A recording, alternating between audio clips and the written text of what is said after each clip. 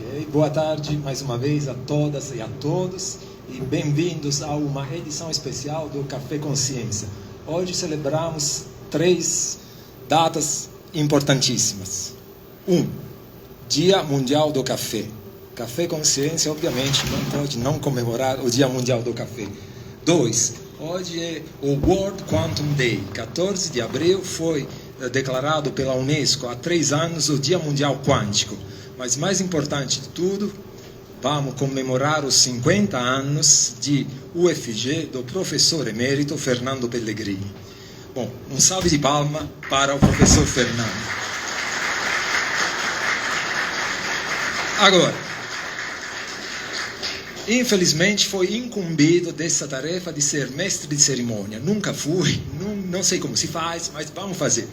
Tarefa dada, tarefa cumprida, como é a nossa filosofia no IF. Então, pessoal, é o seguinte, é uma cerimônia um pouco mais formal, eu vou tentar respeitar a forma, mas também, dada a minha inexperiência, quebrarei o protocolo em alguns momentos. Então, as pessoas fiquem generosas comigo e me perdoem pelas quebras de protocolo. Então, o mestre de cerimônia, depois de cumprimentar a plateia e os convidados, convida geralmente os participantes, os membros da mesa diretiva. Então, a chamada da mesa diretiva acontece nessa ordem, da autoridade máxima para a autoridade mínima. Eu entendo, nesse momento, dada para mim essa liberdade, que a autoridade máxima é o professor emérito Fernando Pellegrini. Então, convidamos para compor a mesa diretiva o professor Fernando Pellegrini. Agora podemos continuar. Então, convidamos a vice-reitora da Universidade Federal de Goiás, professora Camila Caixeta.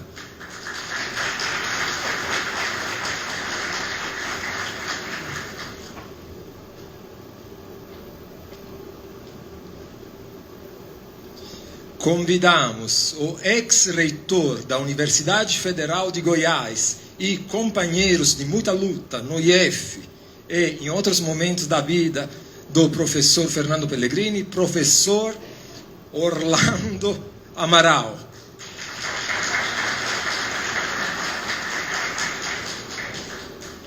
Convidamos o diretor do Instituto de Física, professor Hardley Avelar.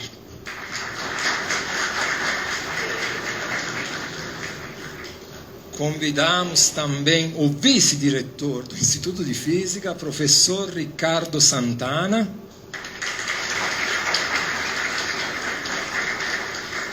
E, finalmente, professor Andris Bakousis, coordenador do projeto de extensão Café Consciência.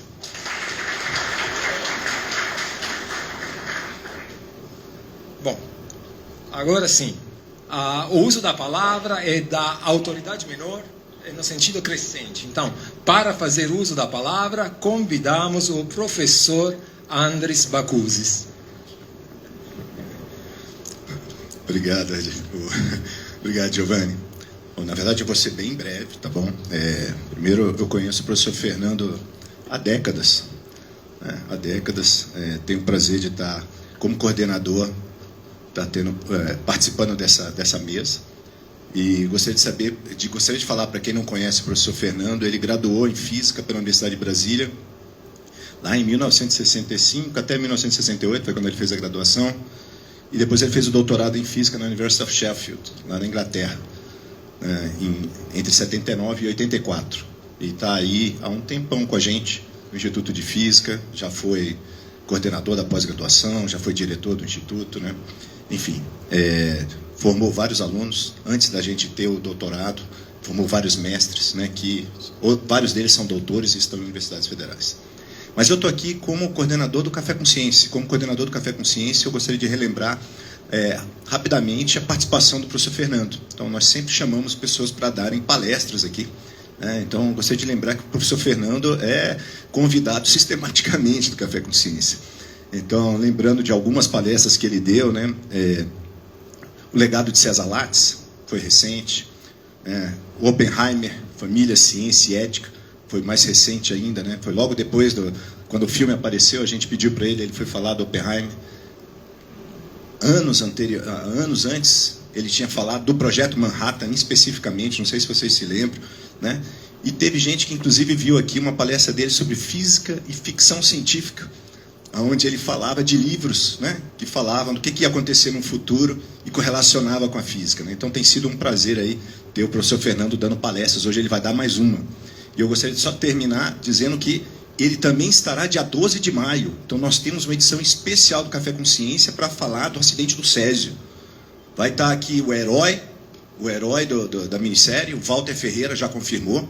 Vai estar aqui a best-seller, uma jornalista, a Carla Lacerda, também já confirmou.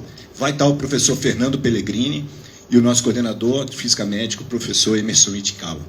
Então, está sempre com a gente, sempre contribuindo. Então, é um prazer ter o professor Fernando e vou passar a palavra aí para o próximo. Muito obrigado.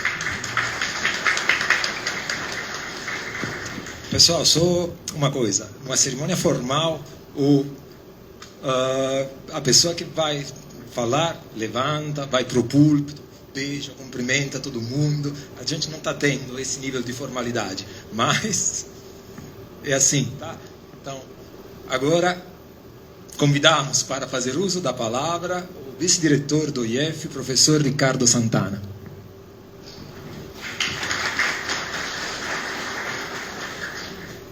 Eu vou fazer diferente, eu vou ficar de pé. Eu sou pequeno, assim... Bom, é uma honra estar aqui nesse momento para tentar falar algumas palavras, né, sobre o professor Fernando Pellegrini.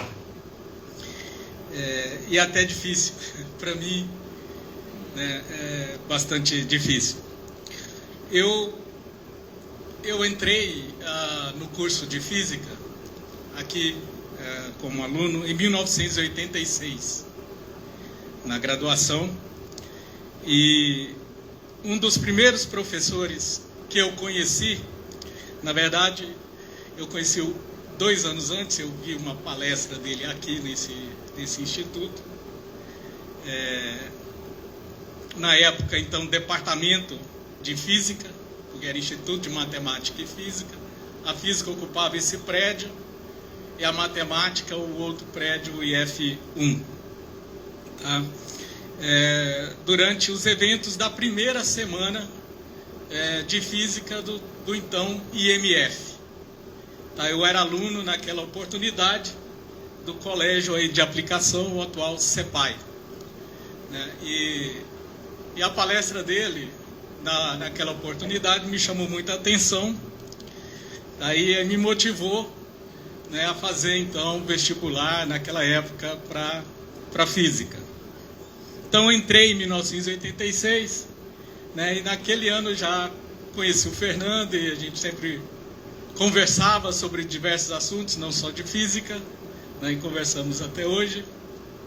Mas o Fernando sempre demonstrou, né, uma capacidade muito grande, tá, de conhecimento, de versar sobre qualquer assunto da física, né, com bastante propriedade.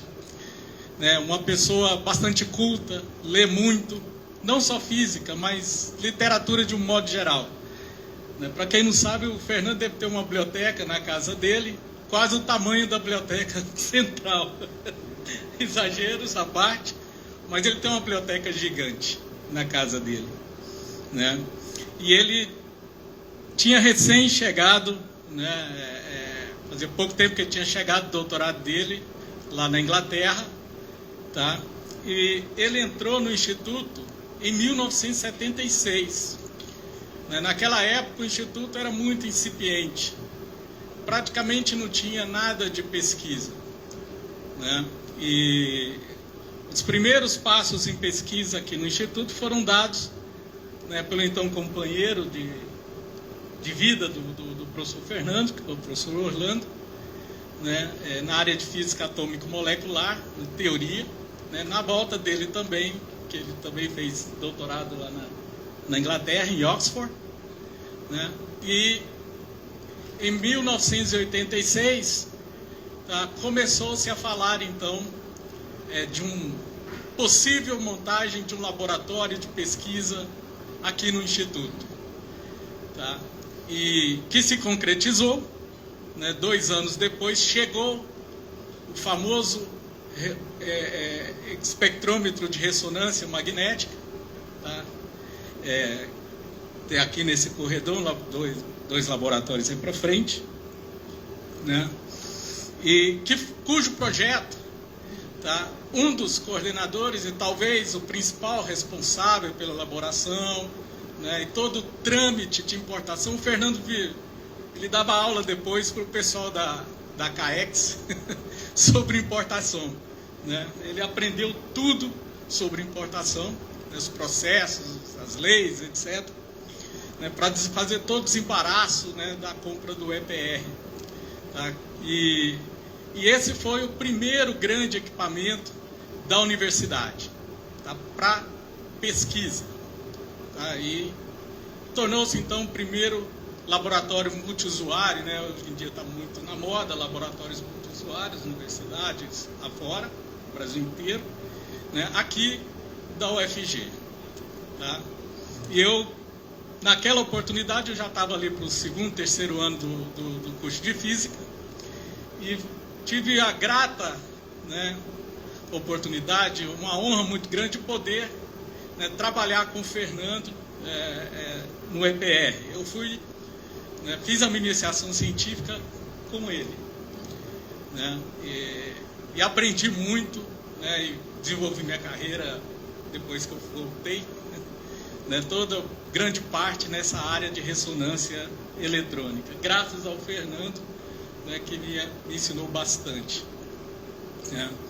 E então o Fernando, tá, ele tem uma contribuição muito grande para o desenvolvimento da pesquisa aqui no Instituto de Física, né. O Instituto é hoje, tá, graças a pessoas como ele, ao professor Orlando, pela dedicação que eles tiveram, né, e o empenho ao longo de toda a vida, tá certo, em fazer o Instituto crescer, né, em produzir cada vez mais, em formar bons, né, alunos, tá certo, seja de graduação, mestrado, doutorado, né. Então, por exemplo, todos os alunos que ele orientou estão empregados, né, e são professores em diversas universidades federais, institutos federais, Brasil afora, né. E eu, que fui o primeiro aluno de iniciação científica dele, tá certo, estou aqui hoje fazendo tecendo essas palavras, né, em agradecimento, tá, ao professor Fernando. Tá, deixa só falar uma coisa que o Fernando, tá, naquela época do acidente do Césio, foi uma das pessoas que mais falou, né, para alunos de graduação de toda a universidade, mais conversou, né? Ele, o professor Vasco, que era vivo também, um outro professor aqui no Instituto, o professor Orlando, José Walter Pélico, né, que foi meu professor de graduação também, eu fiz uma disciplina com ele, sobre, né, os riscos, tá certo, do acidente, né, como a população poderia se comportar, né, tentando desmistificar, né, toda aquela hora de que Goiânia inteira estava contaminada, né. Então ele procurou difundir, né, essa ideia, tá certo, de que o acidente foi grave sim, né, mas de certa forma, né, conseguiu se controlar, né, com o passar do tempo, tá, e das ações, né, dos órgãos governamentais, né. E para finalizar, tá, eu gostaria de agradecer mais uma vez ao professor Fernando, tá, por toda a dedicação a esse instituto. São 50 anos, é uma vida inteira, né, de dedicação, de amor e carinho por esse instituto, até hoje, tá? Ele deixa pouca gente botar a mão naquele EPR, viu? Quem vai lá, ele, opa, aqui não, Eu tenho um ciúme danado, mas é porque ele sabe do que, né, lhe custou de horas e de empenho para conseguir. E somos assim. Tá? E obrigado, professor Fernando, tá, por tudo que o senhor fez por essa casa. Nós agradecemos.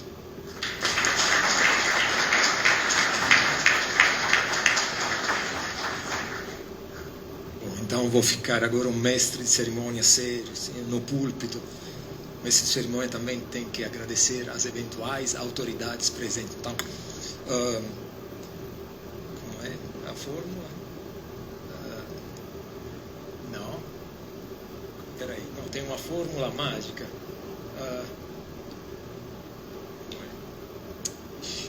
Esqueci. Como é? Exatamente, como é. Não, mas tem a formulinha mágica. Registramos e agradecemos. Registramos e agradecemos a presença do professor Lourenço Matias, diretor da Escola de Engenharia Elétrica, Mecânica e de Computação. Para outras autoridades, daqui a pouco vou detectar a presença e vou fazer o agradecimento. Bom, mas para fazer uso da palavra, convidamos o diretor do Instituto de Física, professor Hardley Torres Avelar. Muito obrigado, professor Giovanni.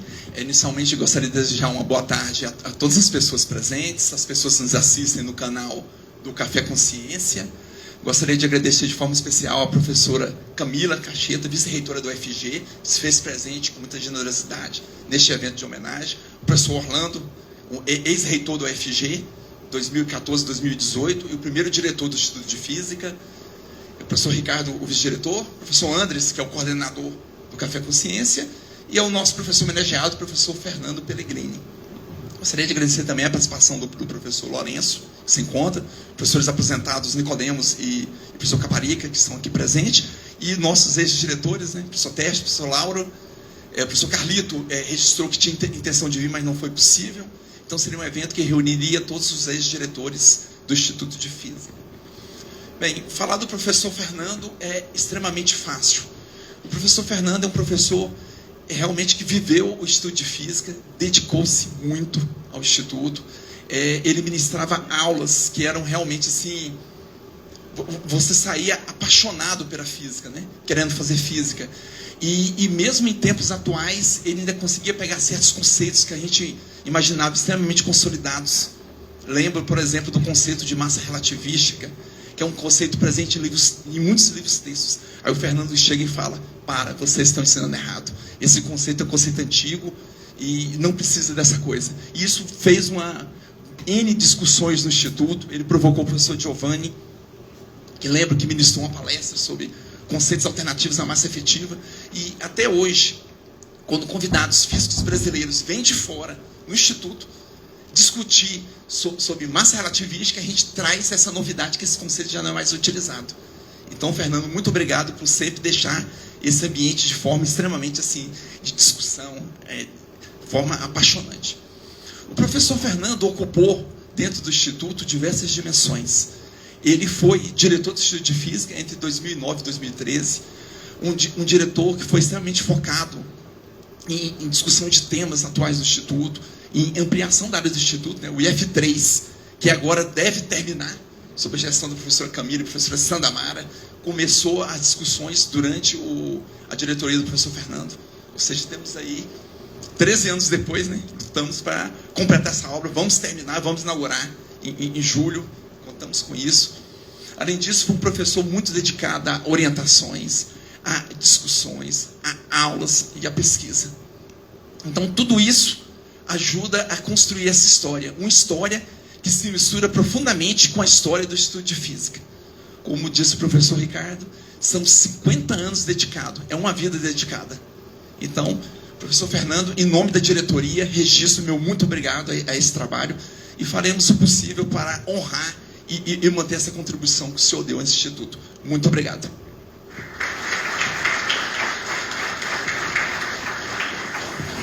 Para fazer uso da palavra, convidamos o professor Orlando Amaral.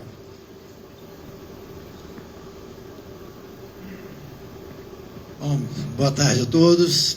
Muito obrigado pelo convite, Arley. Não poderia faltar uma cerimônia como essa em homenagem ao professor Fernando, colega e grande amigo, né? Queria cumprimentar a todos, em primeiro lugar o Fernando, a professora Camila, Arley, Andres, Ricardo e todos aqui presentes, colegas que eu não vejo há algum tempo, ex-alunos, os mais antigos, Marcos, Andréia, Renato, mas não sei se faltou algum de ex-alunos meus colegas antigos, Caparica, Nicodemos, Tétios, nem tanto assim, Salviano, aluno também, Arley também, né? Bom, é um prazer estar aqui e é um prazer, uma honra falar dessa grande personalidade que é o Fernando, né? Eu vou falar menos da atuação dele como professor e pesquisador no Instituto, porque os que me antecederam já falaram sobre isso com muito mais propriedade, mas falar um pouquinho de algo que o Ricardo mencionou, que foi a participação do Fernando num momento muito decisivo para esse Instituto e para a universidade também. Mas antes disso eu conheci na Inglaterra, quando eu cheguei, em 1979, na mesma cidade que ele estava cursando o doutorado, juntamente com o professor Valdemar e o professor Ricardo, ex-reitor da universidade, professor desse instituto também. E fui acolhido pelo professor Ricardo, especialmente, mas também pelo professor Fernando e Valdemar, a comunidade dos goianos em Sheffield, na Inglaterra. Então, desde aquela época, eu tenho um carinho, um respeito, uma amizade muito grande com o Fernando, pela acolhida que me deram. Eu cheguei lá sozinho, eles já estavam lá, já assentados, né? E me acolheram e me ajudaram a estar lá e tornar essa transição mais fácil, né? Mas eu cheguei no Instituto de Física em 1984, fui contratado em 84, e a partir daí eu tive uma convivência muito mais próxima com o Fernando, o Ricardo e Valdemar. Mas, além de tudo que o Fernando fez como professor e pesquisador, acho que um ponto muito relevante da atuação do Fernando foi a sua participação na execução do projeto chamado MEC-BID 3. Isso foi na década de 80, 90, por aí. E, por uma feliz coincidência, o professor Ricardo, professor do Instituto, posteriormente reitor, ele coordenava o que é hoje o CEGEF antigo e... como é que se chama hoje? CEINFRA, né? E coube ao professor Fernando e a esse órgão apresentar um projeto para a universidade entrar no MEC-BID 3. E essa foi uma tarefa, é uma história interessante e muito relevante, porque o intuito do projeto inicial era melhorar os equipamentos de ensino das universidades.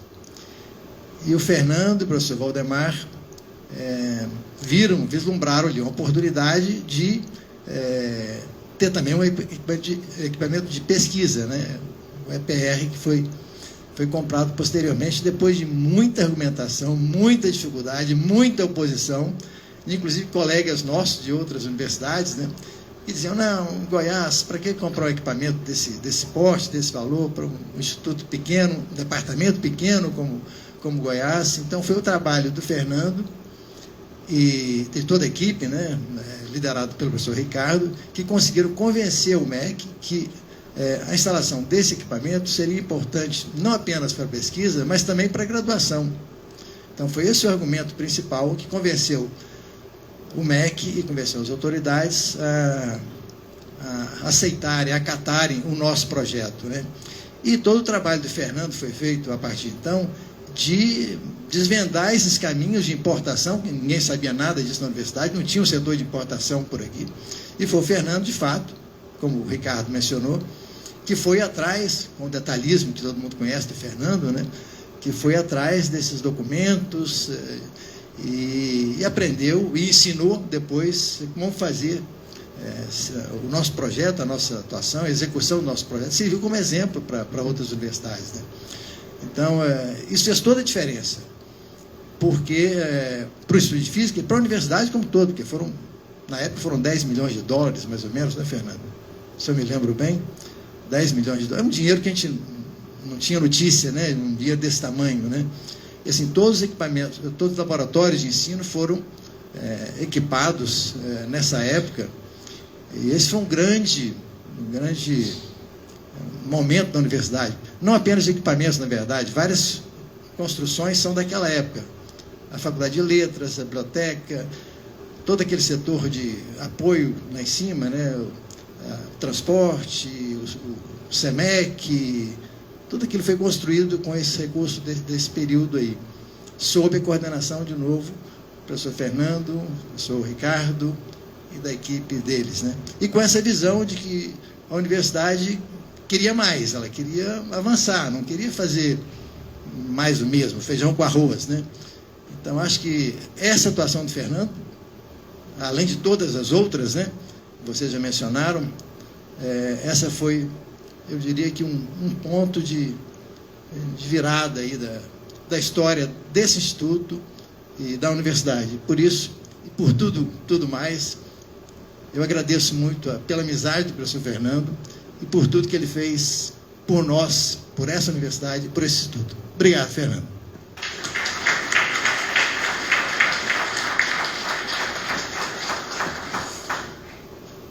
Então, última fala.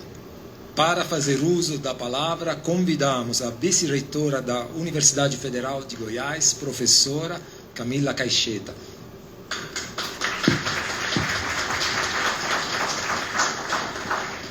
Obrigada, Giovanni.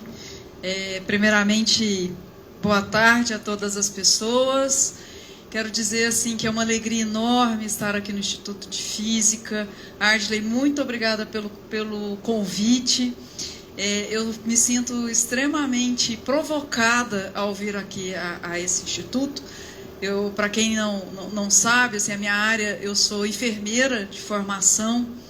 E sempre que eu venho aqui eu aprendo alguma coisa assim que é fora da minha caixinha. Então assim, eu fico muito feliz e muito obrigada. E sempre que me convidarem, farei todo o esforço para estar aqui. Então, muito obrigada. Quero cumprimentar de maneira muito especial o professor Anders pelo projeto. Eu acho assim que ter momentos como esse, assim, e de provocar e fazer com que a moçada venha presencialmente, e quem está nos ouvindo e assistindo também virtualmente, sintam-se ainda provocados a parar um pouquinho para ouvir e discutir temas. Então, assim, parabéns pelo projeto e todos os envolvidos. Acho que a universidade precisa de mais espaços a serem ocupados como esses. Assim, nós temos estado extremamente preocupadas com o esvaziamento da universidade no sentido físico, presencial, na verdade, né? Então, assim, eu fico muito feliz de ver esse auditório tão cheio, né? Quero cumprimentar o professor Ricardo, que contou um pouco aqui da história do professor Fernando, muito obrigada. Professor Orlando Afonso do Amaral, nosso reitor 2014, 2018. Eu fico pensando assim, não tem ex-reitor, né? Não existe... A construção da universidade, ela é feita a tantas mãos. A gente tem 65 anos de história, uma universidade que a gente pode dizer que é uma jovem senhora, tão curiosa, tão potente, e que os feitos que são feitos ao longo da história, do cotidiano, cada um, ao seu modo, construiu o que a gente é hoje. Então, assim, professor Orlando, eu quero dizer que eu gosto muito de ouvir você falar.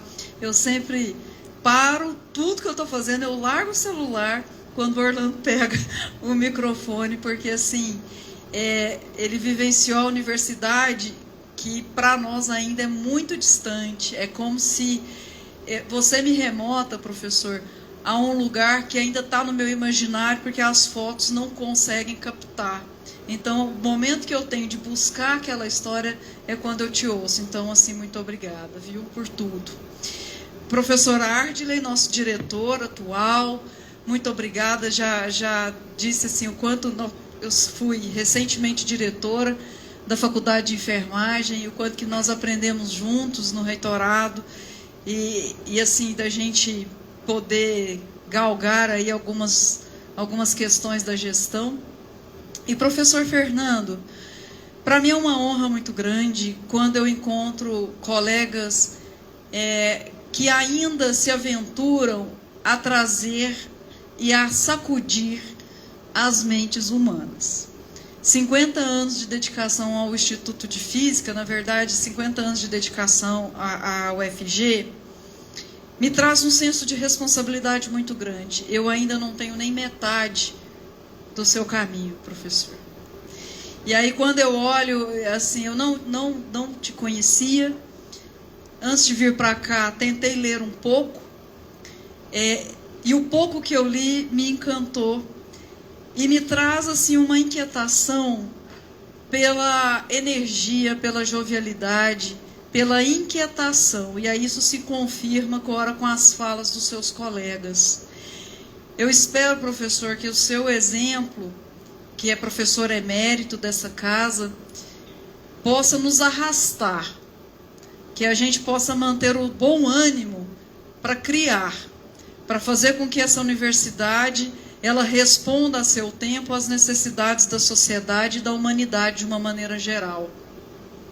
Um tema que me traz muita curiosidade, acho que pela proximidade, quando colocou que dia 12 de maio vai falar sobre o Césio 137, antes mesmo de agora está muito em voga por conta de uma série, né, que está aí no Netflix, que eu devorei, eu já leio sobre o Césio 137 há muito tempo, porque muitos colegas da Faculdade de Enfermagem trabalharam com as vítimas do Césio 137, professora Norma Leão, já é falecida, professora que foi, à época, diretora da Faculdade de Enfermagem, Yara Barreto, muitas enfermeiras lá do HGG que receberam as vítimas, não sabiam o que fazer, muitas se contaminaram e descontaminaram.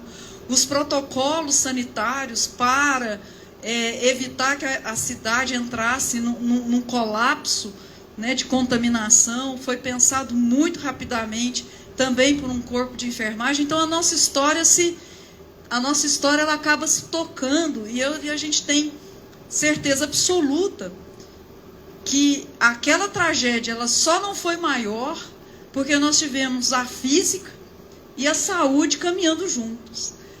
E que, com muita humildade, os conhecimentos se deram às mãos para fazer com que ainda a Goiânia não se tornasse uma cidade totalmente contaminada, haja vista que nós corremos muitos riscos, né? Então, assim, poderíamos ter tido muito mais vítimas se não fosse a presteza das duas ciências. Então, assim, professor, eu encerro a minha fala aqui representando a professora Sandra Mara, nossa reitora, dizer que, assim, nós estamos há 3 meses na gestão da universidade.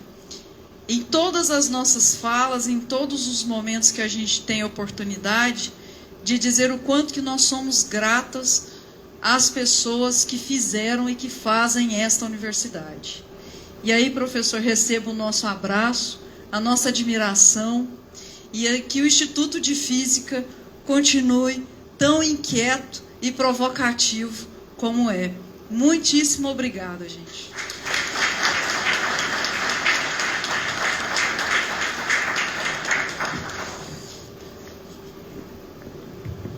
Quebrando o protocolo aqui, o Giovanni falou que podia quebrar, então deixou. Está quebrado, então pronto. Eu me esqueci de falar sobre o Fernando ainda, um detalhe sobre a personalidade dele, os interesses dele, que o Fernando, antes de ser estudante de física da universidade, ele era livreiro. Então ele trabalhava numa livraria lá em Uberlândia, me parece. Então esse amor dele pelo livro vem lá de trás. E o Fernando, além de tudo que a gente agradeceu a ele é o guardião da nossa história. A pessoa aqui no Instituto, que eu saiba, que mais cultiva esse interesse de preservar a história, de contar a história, de escrever sobre isso. Então, eu não podia deixar de registrar esse ponto a mais, que eu me esqueci de falar no discurso. Bom, pessoal, agora de verdade, quebra total de protocolo. A gente não vai passar a palavra para o professor Fernando, porque ele vai proferir agora uma palestra, então terá muito tempo para falar. Então, talvez eu explique por que estou aqui, porque foi incumbido dessa tarefa ingrata de ser mestre de cerimônia. Então, o professor Fernando vai receber, nesse momento, uma singela homenagem, uma placa comemorativa, realizada pelos colegas do Instituto de Física. E, mais uma vez, sobrou para mim. Por que sobrou para mim realizar essa placa? É porque, se o professor lembra, vou mostrar para vocês um pouquinho aqui. Vocês me ouvem? Então, no Instagram não me ouvem, então vamos lá. Pessoal, prestem atenção. O que aconteceu em 2013? Ixi, cadê o desktop? Aqui. Então, em 2000... Opa! Aqui.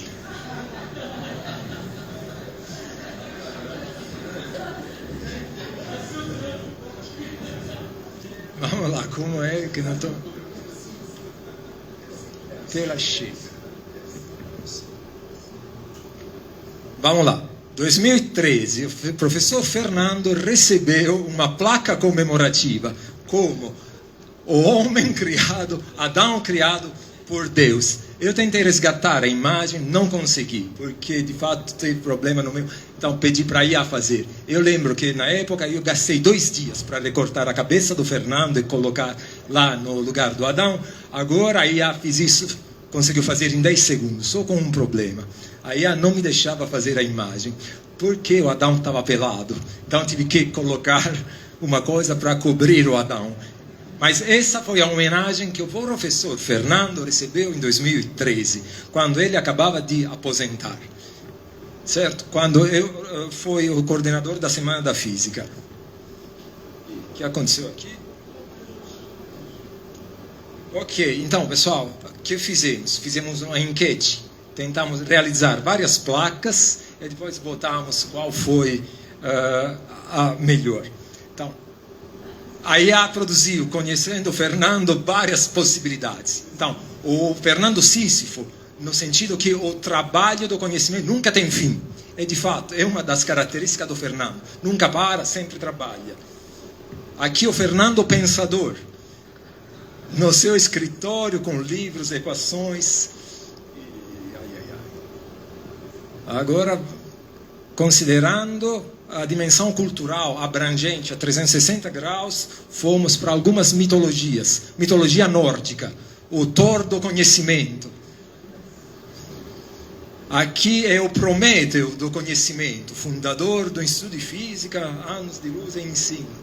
Aqui é uma imagem que foi gerada pelo Gemini. Fernando, olha, podemos fazer uma placa com cada uma dessas imagens, se você quiser. Então podemos ter 1000 placas. Aqui outra variação do Fernando, pensador e fundador, construtor, engenheiro do conhecimento no magnetismo.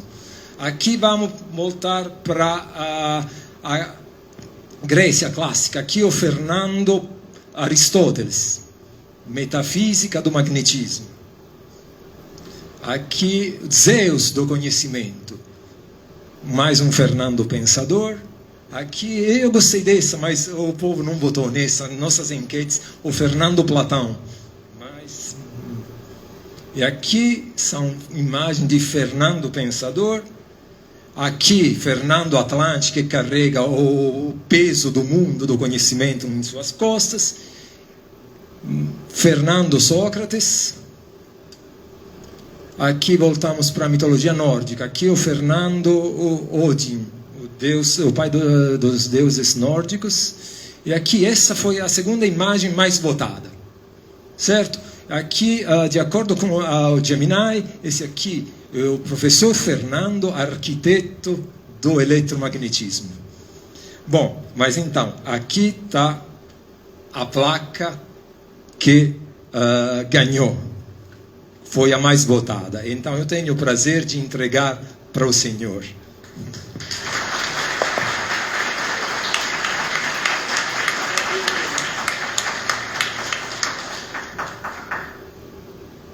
Do outro lado.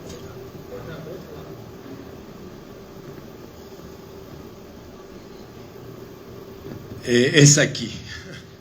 Bom, essa ganhou. Bom, professor Fernando, aceite essa placa como uma homenagem e como como posso dizer, com um abraço, com uma forma de carinho. Aqui tem os nomes de todos os seus colegas. Quem não assinou, por favor, assine. Atrás tem como para simbolizar a nossa eterna gratidão, o nosso carinho infinito e o nosso respeito para tudo que o Senhor fez.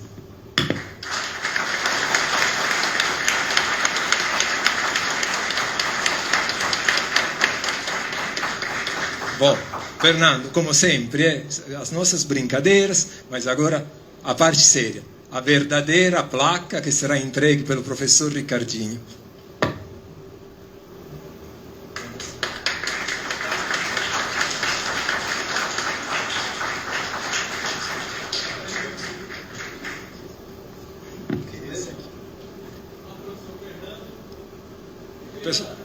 Espera. Microfone, senão no Instagram. Ao professor Fernando Pellegrini, pela excelência e sabedoria dedicadas ao Instituto de Física, UFG, ao longo desses 50 anos. Se hoje enxergamos mais longe, é porque nos apoiamos nos ombros de gigantes como o Senhor. Nossa eterna gratidão por meio século de ciência, ética e inspiração.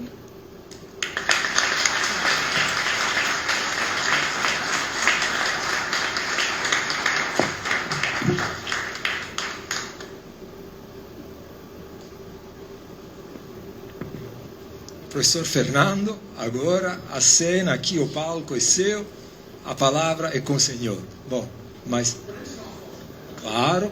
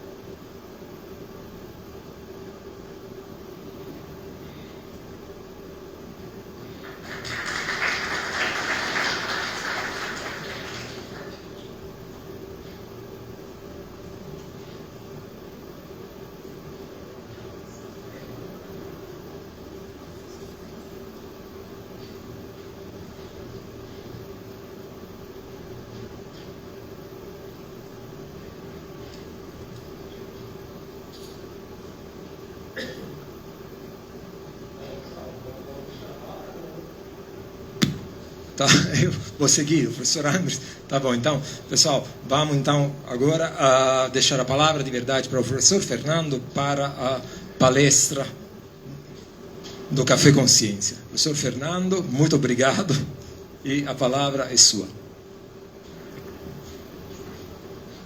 Obrigado, Giovanni. Obrigado, Andres. Há um tempo atrás eu comentei com o Andres que um tema interessante para essa reunião seria exatamente falar sobre física ao longo desse tempo, que eu tenho um certo vínculo, né, com o Instituto.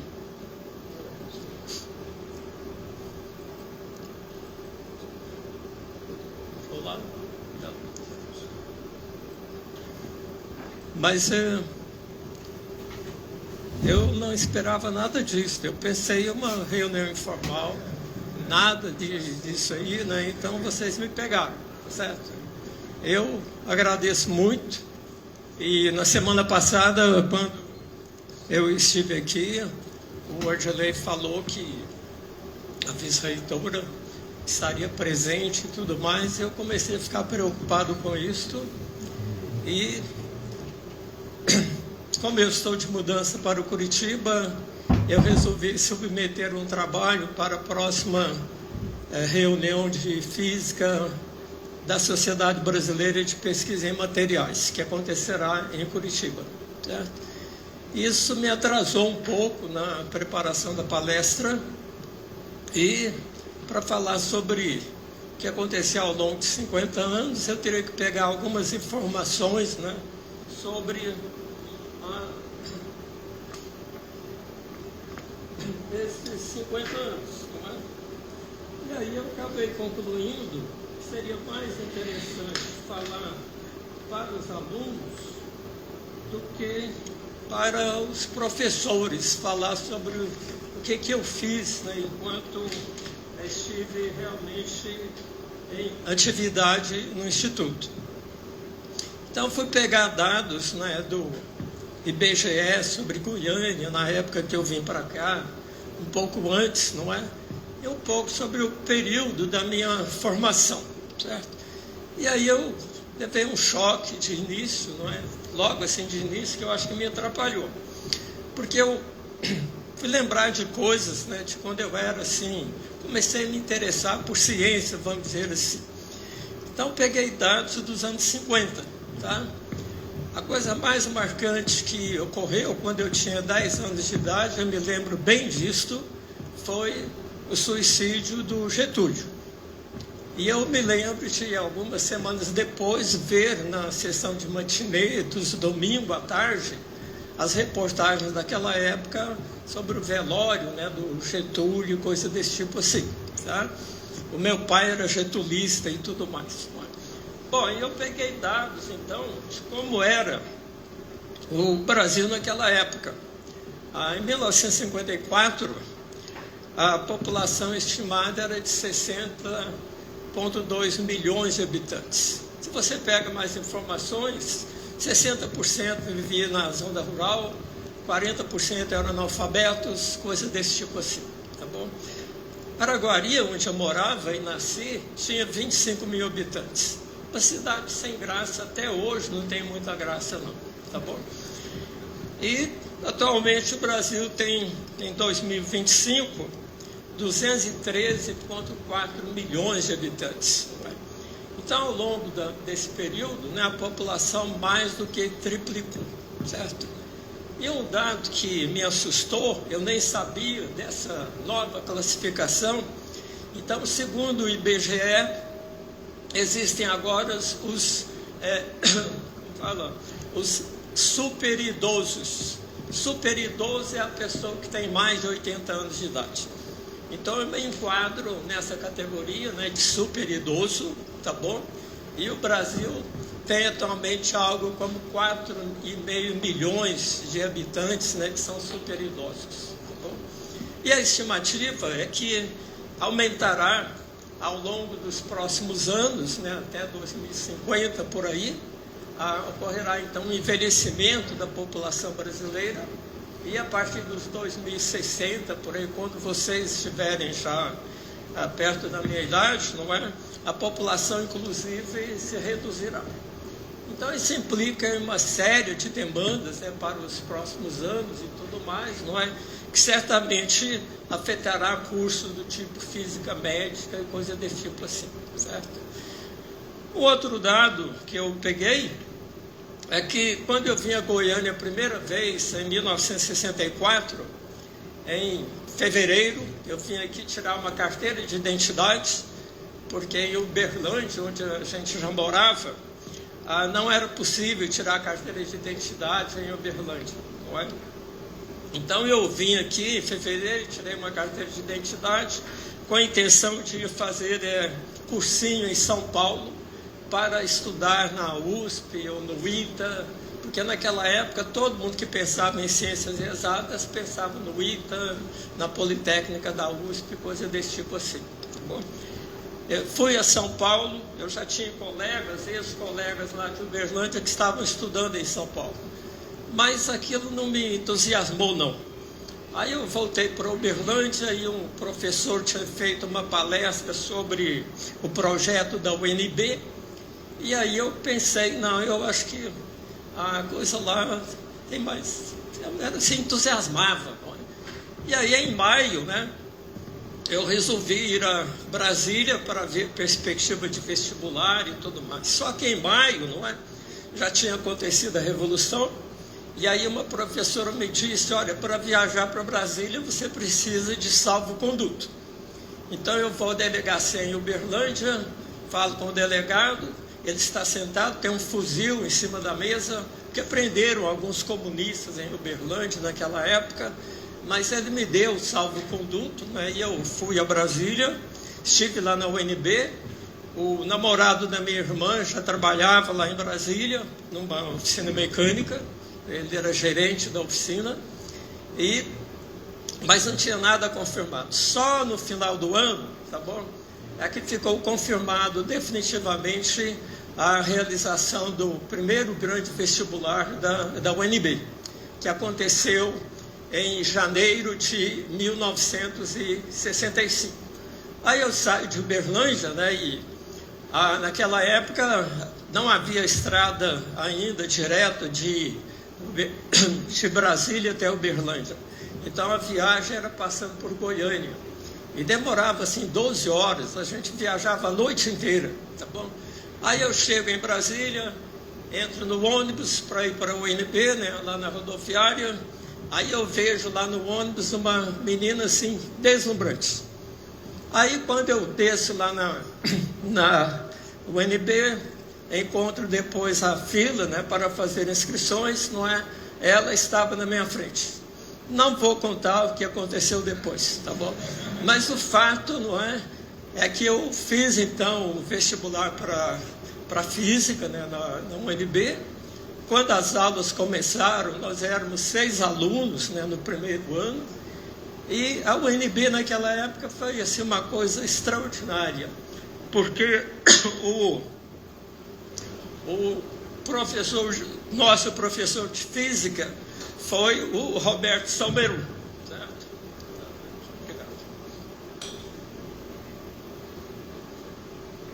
Então, os professores de física, cálculo, álgebra, tudo, química, né? Todo esse pessoal trabalhava no exterior e voltou para a UNB, para o Brasil, para realmente trabalhar na UNB. O outro aspecto é que não havia ainda estudantes na UNB, pessoas nascidas em Brasília, com idade de ir para a universidade. Então, todos os estudantes eram de fora, de vários locais do Brasil. Então, a universidade nasceu cosmopolita, tá bom? E a estrutura dela, completamente diferente das outras universidades na época, e acabou sendo usada pelos militares já no final dos anos 60, tá?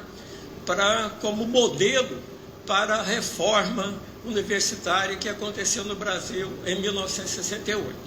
Só que a UNB era tão revolucionária na época que isso bateu de frente com o governo militar. E quando chegou no mês de outubro, os professores renunciaram, 228, quase todos renunciaram, a universidade fechou, eu voltei para casa, tá bom? Aí lá pelo mês de janeiro, né, um rapaz, um colega lá de Uberlândia que estudava engenharia, aí ele, tem aula aí para segunda-feira. Aí nós voltamos para Brasília. Quando chegamos em Brasília, quem nós encontramos para assumir as disciplinas da área de exatas? Os professores do Instituto de Matemática e Física da UFG, tá certo? Então, toda a área de ciências exatas da UNB sobreviveu, tá certo? Devido à atuação dos professores da UFG.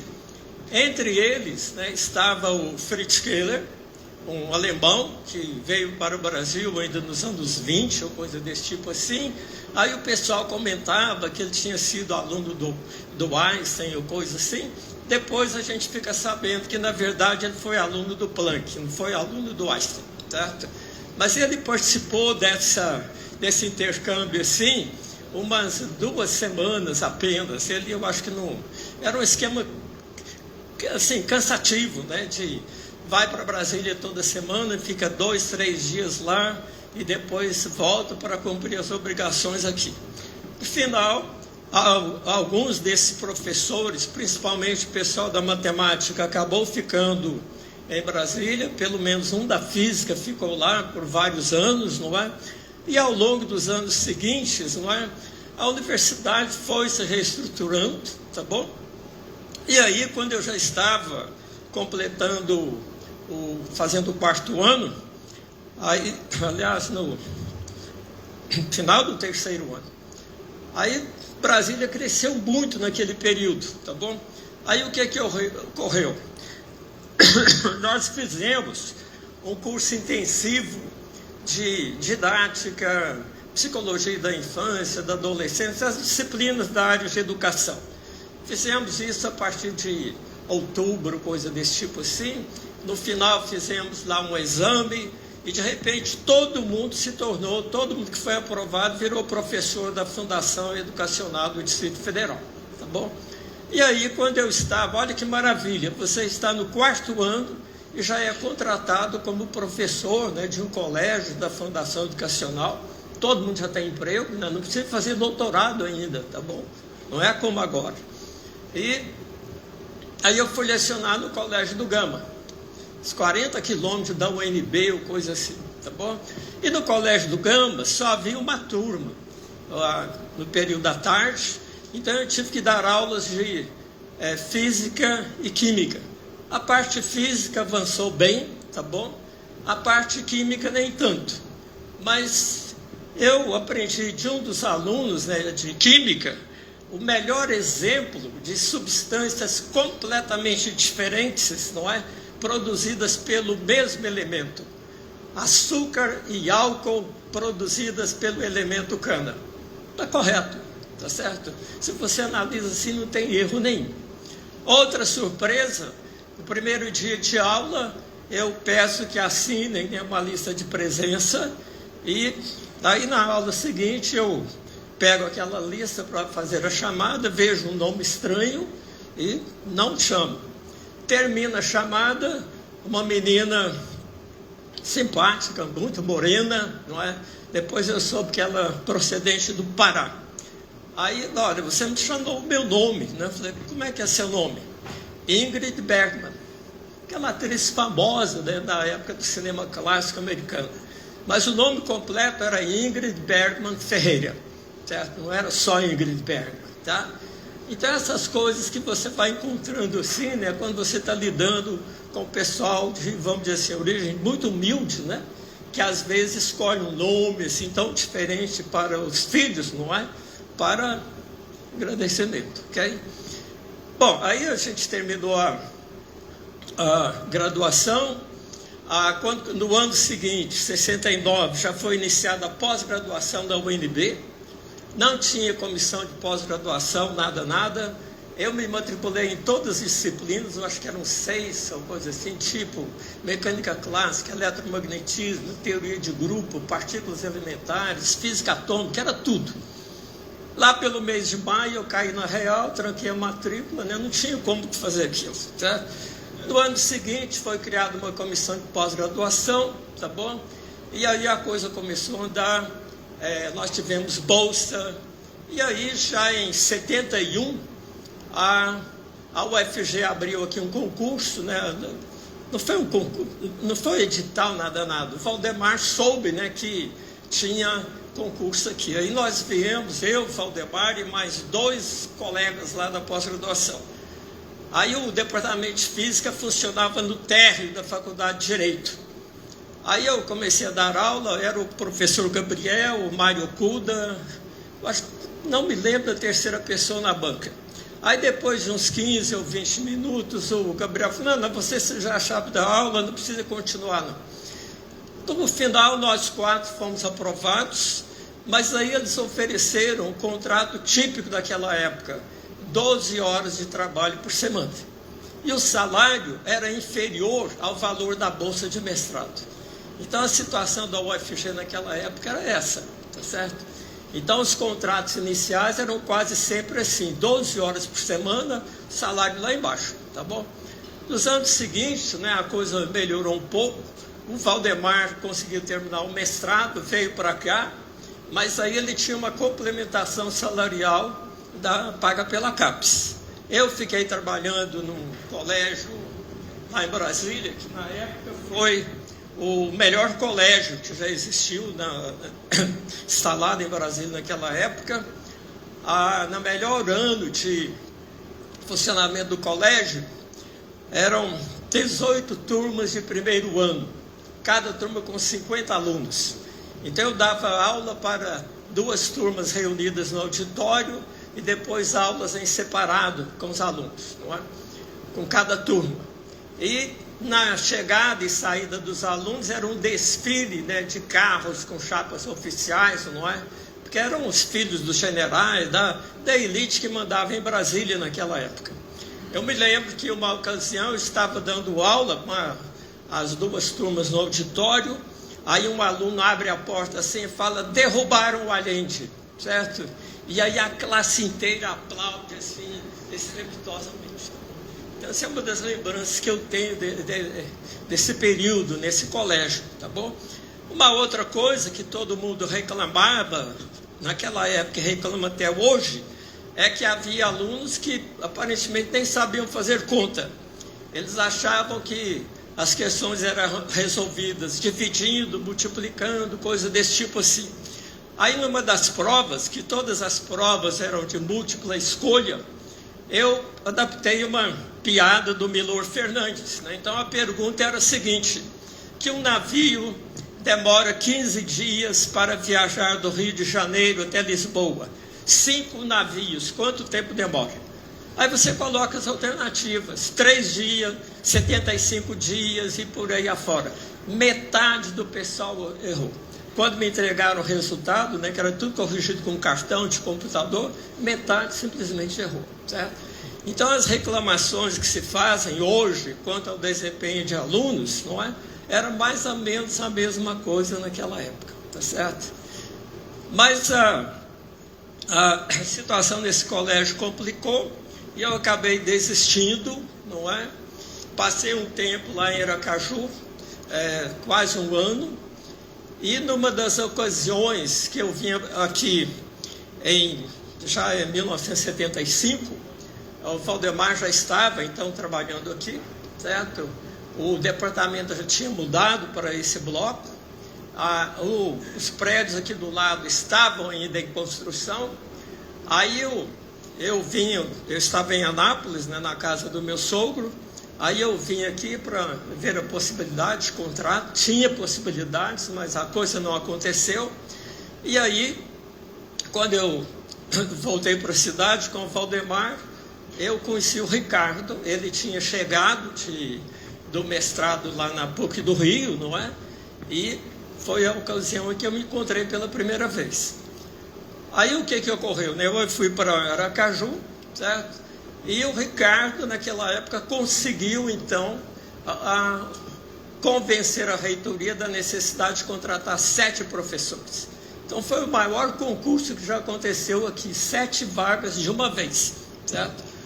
Aí, quando foi em janeiro do ano seguinte, eu vim fazer o concurso, e das 7 pessoas contratadas naquela época, permaneceram, né, e vinculados mais ou menos ao UFG até hoje, não é? Além de mim, o professor Nelson e o professor Gilberto, tá bom? O Oswaldo se transferiu para Fortaleza, o Nilson Olímpio para a Escola Técnica, a Áurea se aposentou com 42 anos de idade, essas coisas absurdas assim, tá bom? E o outro, no final do ano, ele pediu demissão porque realmente ele não se deu bem no Instituto naquela época. Tá? Então, com a realização desse concurso, não é? Eu vim para cá, comecei a atuar no departamento, acho que 15 ou 16 de março de 76. Então, há 50 anos. Mas aí, quando eu fui lá para assinar o contrato, não tinha chegado ainda a aprovação do SNI, do Serviço Nacional de Informações. Havia um coronel com um gabinete ao lado do reitor, tá certo?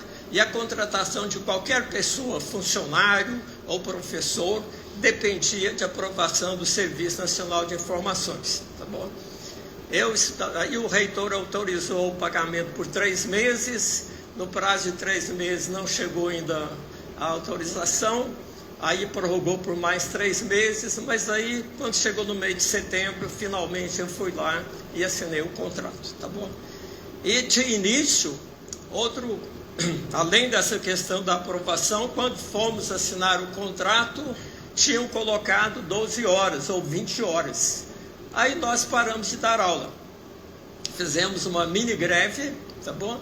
E fizemos um documento, o Ricardo assinou, tá certo? E aí o reitor foi encostado na parede, porque todo mundo tinha deixado emprego de tempo integral para vir para o UFG. Aí ele foi obrigado a autorizar a contratação no regime de 40 horas, tá bom? Ao longo dos 30 anos seguintes, nós fizemos tantas greves, não dá nem para contar, tá bom? Que talvez 10% do tempo de atividade de todo mundo foi em períodos de greve, que depois você repõe durante as férias e coisas desse tipo assim. Mas, ao longo desse tempo, uma greve, outra, acabamos chegando à estrutura de carreira como existe atualmente, em que você tem uma valorização da titulação e do desempenho das pessoas. E se você olha, então, ao longo assim, desse tempo todo, não é? O governo, querendo ou não, fez a parte dele, certo? As universidades também, porque eu me lembro, quando eu ainda participava de reuniões do Consune, numa reunião assim que houve muita discussão, e no final aprovou-se a resolução de que a promoção de uma classe para outra seria simplesmente por titulação. Quer dizer, se o cara não tiver o título, ele não passa para a classe seguinte. Quer dizer, então as universidades também fizeram a parte delas, não é?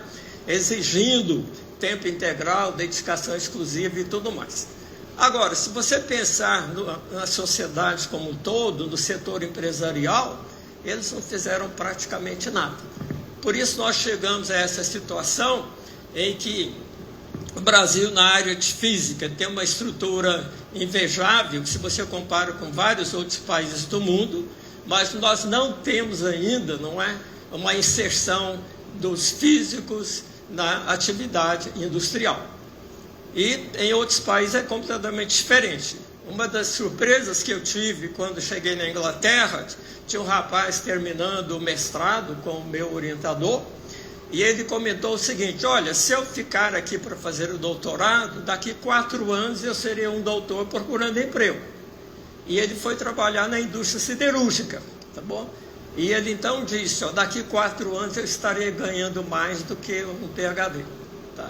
Porque na Inglaterra, de modo geral, o pessoal que trabalha na indústria ganha em torno de 20% a mais do pessoal que trabalha na academia, tá bom? Depois eu vi outros, né, que terminaram o mestrado e foram trabalhar em empresas de petróleo na Nigéria, nem ficaram lá na Inglaterra, coisa desse tipo assim. Enquanto que aqui no Brasil não, até hoje nós continuamos formando alunos para fazer, com poucas exceções, para fazer uma carreira acadêmica, tá? Então, o que eu quero mostrar é o seguinte, é que talvez eu tenha vivido um período, não é, em que a expansão das universidades, a perspectiva, né, de qualificação, a construção de Brasília, que foi aquela coisa revolucionária sobre todos os aspectos, não é?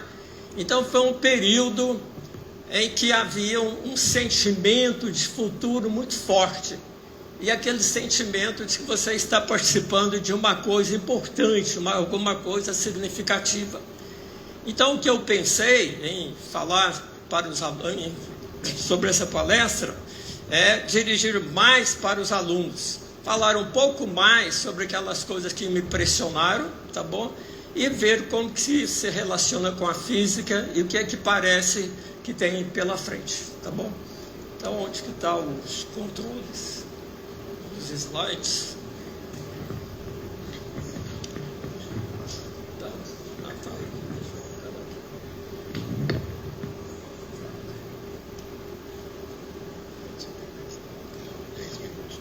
Quantos minutos? 10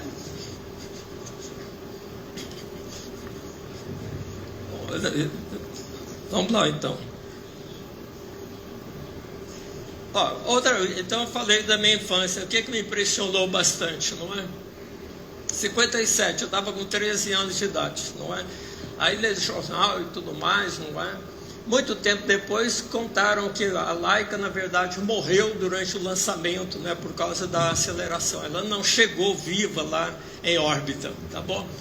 E o Sputnik 1 era simplesmente uma esfera de alumínio, né, com aquela dimensão lá, que dava um sinal de rádio, não é? Mas aquilo pressionava, né? E aí, nessa ocasião, aparecem esses livros, né? Esse aqui do Arthur Clarke, eu tinha acho que 15 anos quando eu vi esse livro, achei um canto, né? Comprei e li, tá certo? Então, a sobrevivência do homem no espaço sideral, o outro, Um Passo da Lua, já é mais do final dos anos 50, tá?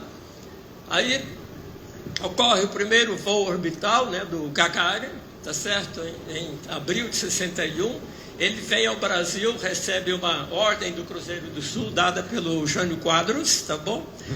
Vai ao Rio, é recebido pelo Jorge Amado, aquela senhora lá que era uma pilota, na época, famosa e coisa desse tipo assim. Pouco tempo depois, foi em abril, acho que foi em agosto, não é? O Jânio condecorou também o Che Guevara. E aí ele acabou saindo, né? Ele não pôde continuar, tá certo? Bom, aí, o que aconteceu? Tá. Quando ocorreram os lançamentos dos Sputniks, o Gagarin, o primeiro voo orbital, os americanos ficaram em pânico, né, estavam perdendo, né, ficando para trás. Aí criaram comissões, tá certo? Que elaboraram textos revolucionários de ensino de física, química, matemática e biologia, tá bom? Todos eles começavam. Então, o de física é o PSSC, tá certo? O de biologia é o BSSC e assim por diante, tá bom?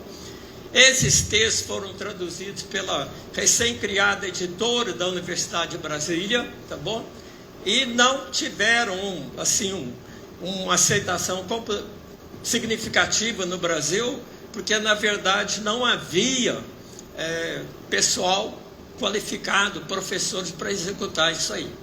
O texto de física demanda muita atividade de laboratório, e isso, então, sempre ficou em segundo plano, tá bom? Então, a coisa não vingou, certo? Aí eu fiquei pensando sobre isso, não é? E agora, não é? O que é que nós estamos vivendo no Brasil? Parece que estão cortando física do ensino médio, né? Parece que será uma disciplina tipo uma mistura, né? E aí eu fiquei pensando, poxa, as universidades não reclamaram, a sociedade de engenharia, ninguém reclamou, certo?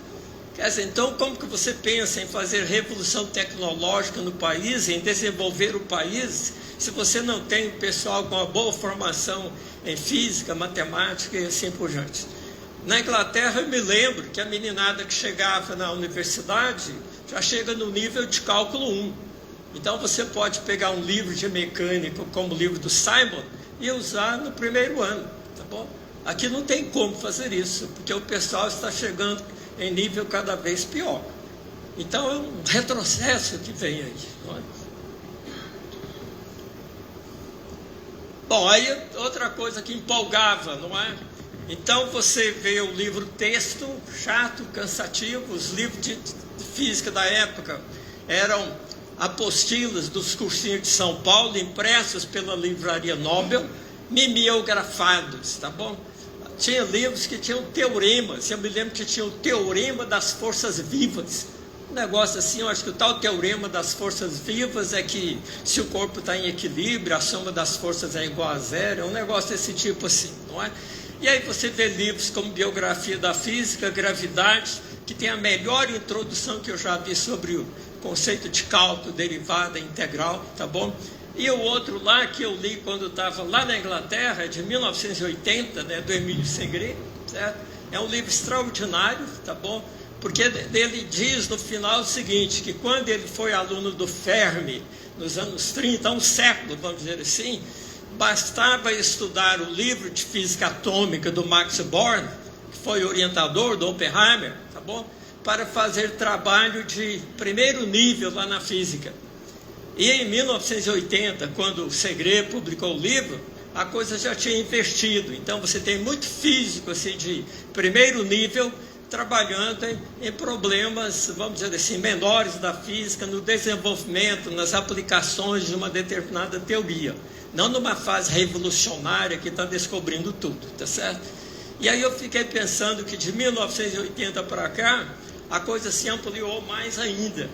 Então, quando você pensa na dimensão da física hoje e compara como era naquela época, você assusta o quanto ela se ampliou. Mas isso abre a possibilidade de que tem espaço para todo mundo. O que é que o aluno tem que fazer? Descobrir onde está o foco dele, o que é que o interessa mais. E aí ele segue naquela direção, ele não tem que saber a física inteira. É impossível saber a física inteira hoje, não tem como. Tá?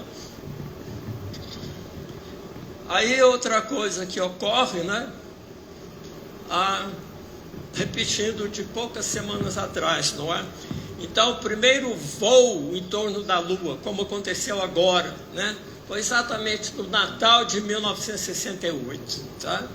Aí houve um segundo voo em maio, tá bom? Mas não houve pouso, e finalmente, em julho de 69, o pouso na Lua. Está falhando, hein? Apolo 11. Isso foi marcante, não é? Então, a Terra vista da Lua, como apareceram as imagens agora, não é? E aí uma comparação interessante que pode ser feita, e quando a gente conta isso para os agrônomos, os biólogos, não é? Eles ficam surpresos, porque quando você compara a dimensão, a espessura da biosfera, não é? Com o diâmetro da Terra, aquela razão lá é de 1 para 1000. Então, se você fizer um globo terrestre com 1 metro de diâmetro, a biosfera, né, onde tudo acontece, é aquela casquinha de 1 milímetro apenas, tá bom?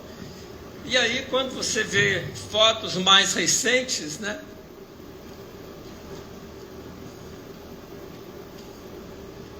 Essa aqui foi agora, né? Mas essa daqui, ó, que é de junho de 2003, não é? De uma espaçonave que estava se dirigindo para Marte, não é? Então é a foto da Terra e da Lua vistas de uma distância de 6,5 milhões de quilômetros, tá bom? Então você vê isso aí e você assusta, né? Porque o espaço não é como nos filmes de ficção científica, não é azul claro, né? É negro assim, não é?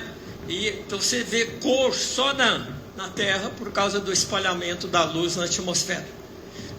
Na Lua você está vendo a luz refletida pela superfície da Lua, tá bom? Então isso aí é uma imagem, né, que mexe com todo mundo, porque ela implica na solidão do ser humano na superfície do planeta. A gente botar isso na cabeça do povão para esquecer do mundo da Terra plana e coisa desse tipo assim, tá bom? Na época era uma maravilha, não se pensou em acidentes nucleares, tá bom? Então, eu vou terminando. Novo mundo do átomo, tá? Então era essa ideia que você pega, por exemplo, criptônio 85, que tem no laboratório de física moderna, e você associa com semicondutores, e você pode fazer uma bateria que tem duração de 10, 20 anos. Tem grupos, inclusive, no Brasil, desenvolvendo esse tipo de coisa agora. Então, você pega um isótopo radioativo que não está emitindo raios gama, emite elétrons ou partículas alfa e coisas assim, que se usa, na verdade, para os satélites, né? Porque qual a fonte de energia dessas sondas espaciais e tudo mais? É alguma coisa de fonte radioativa que vai gerar corrente e manter a coisa funcionando. Então, talvez isso acabe acontecendo, não é? Mas não aconteceu até agora. Mas aí, olha só, isso é um último reator que está sendo em construção na Inglaterra, tá? Houve os acidentes, não é? Eu não sei o que está acontecendo, tá? Tá. Então, quando você vê isso aí, porque nas próximas semanas deve ser acho que é 26 de abril, 40 anos do acidente de Chernobyl, não é? Então, quando você pega dados por os reatores de grande porte, não é? O aspecto de engenharia é impressionante. Então, quando se desenvolve um projeto desses, não é a questão só de ter uma fonte de energia durável, é a competência em termos de engenharia. Tá? São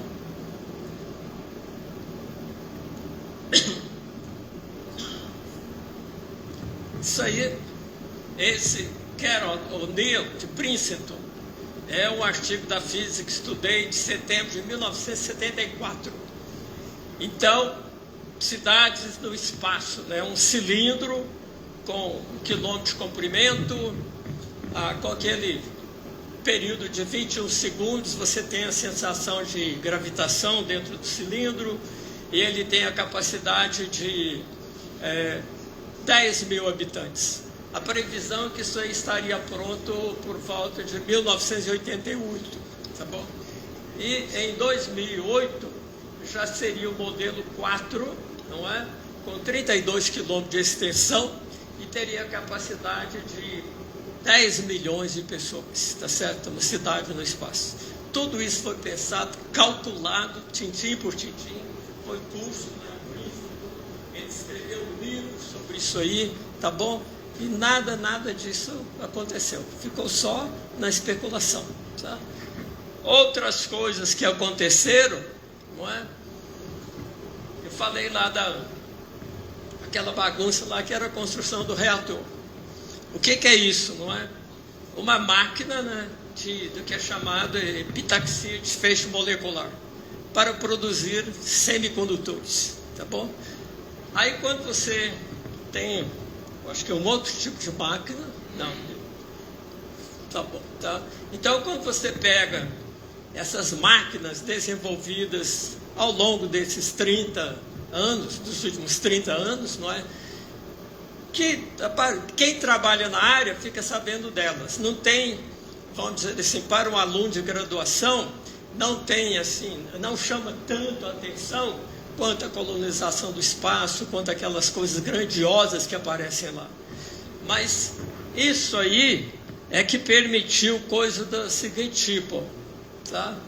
Quando você olha o computador, né, das missões Apollo, não é? Ele pesava 70 libras, quer dizer, dá uns 35 quilogramas, e a capacidade dele era de 2 kilobytes, tá bom? Esta Elizabeth Hamilton chefiou a equipe lá do Instituto de Tecnologia de Massachusetts, não é? Que desenvolveu esse computador. Foi o primeiro computador usando circuitos integrados, tá bom? E nossa, som toda hora.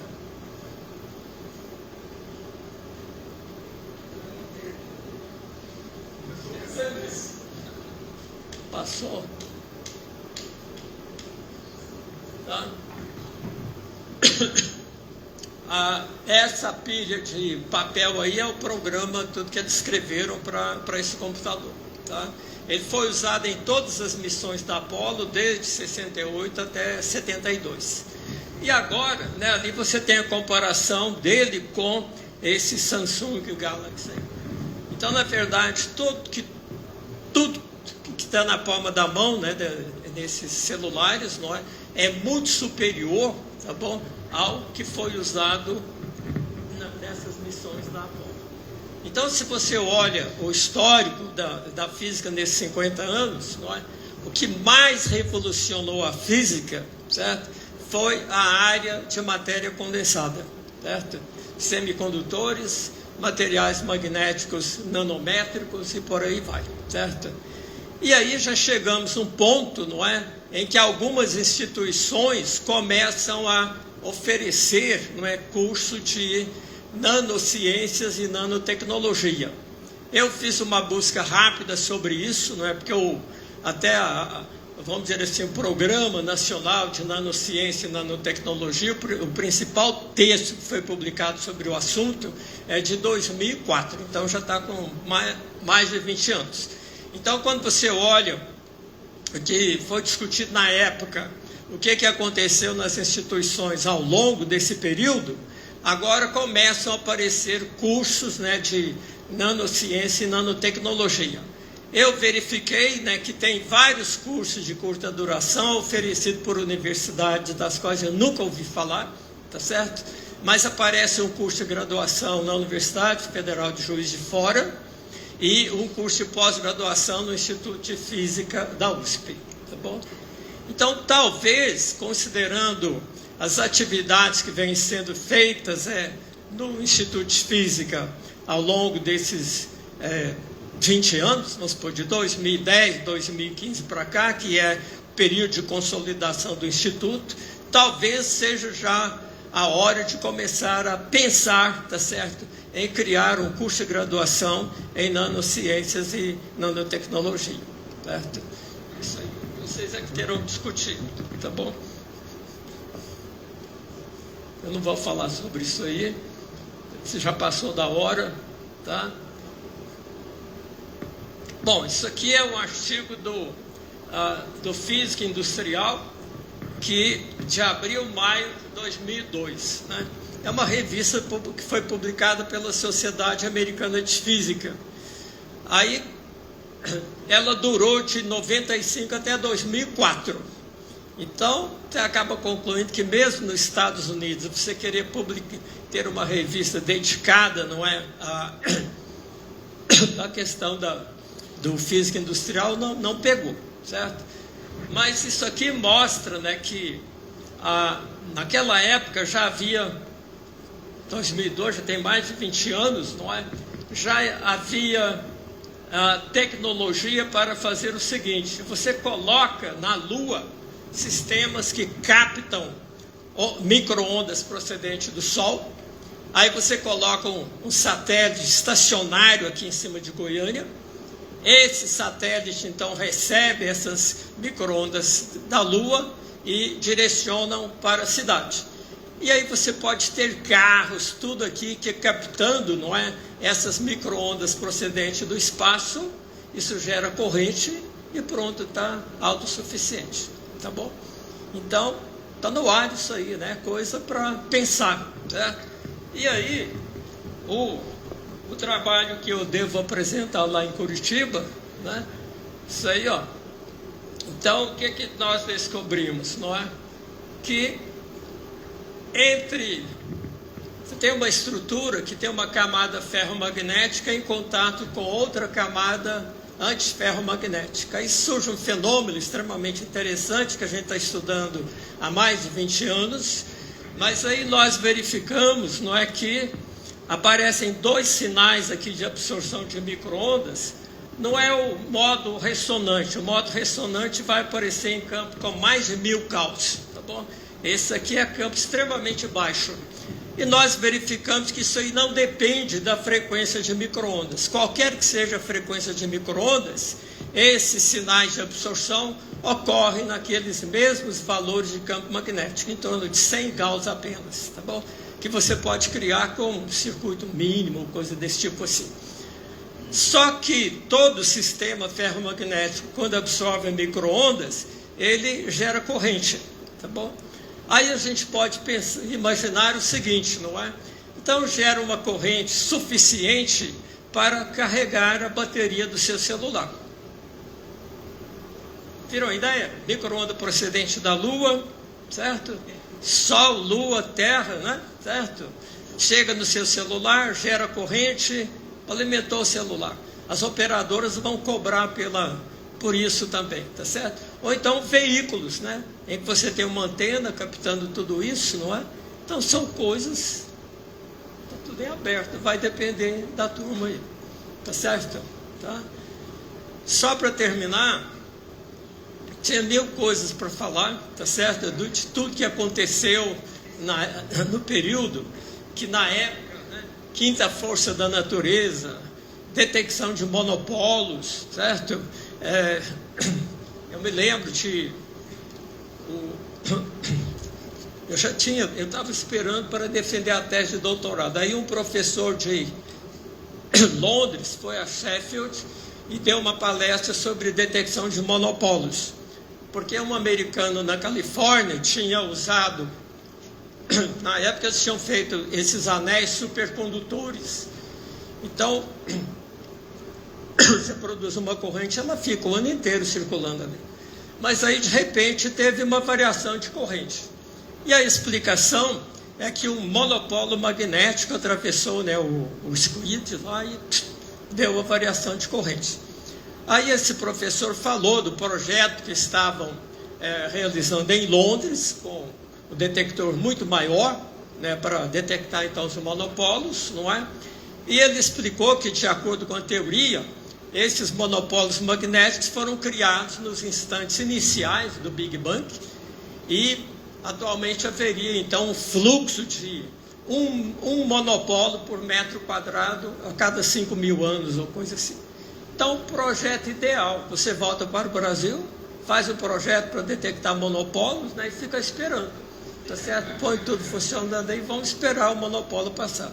Até hoje não aconteceu nada, tá certo?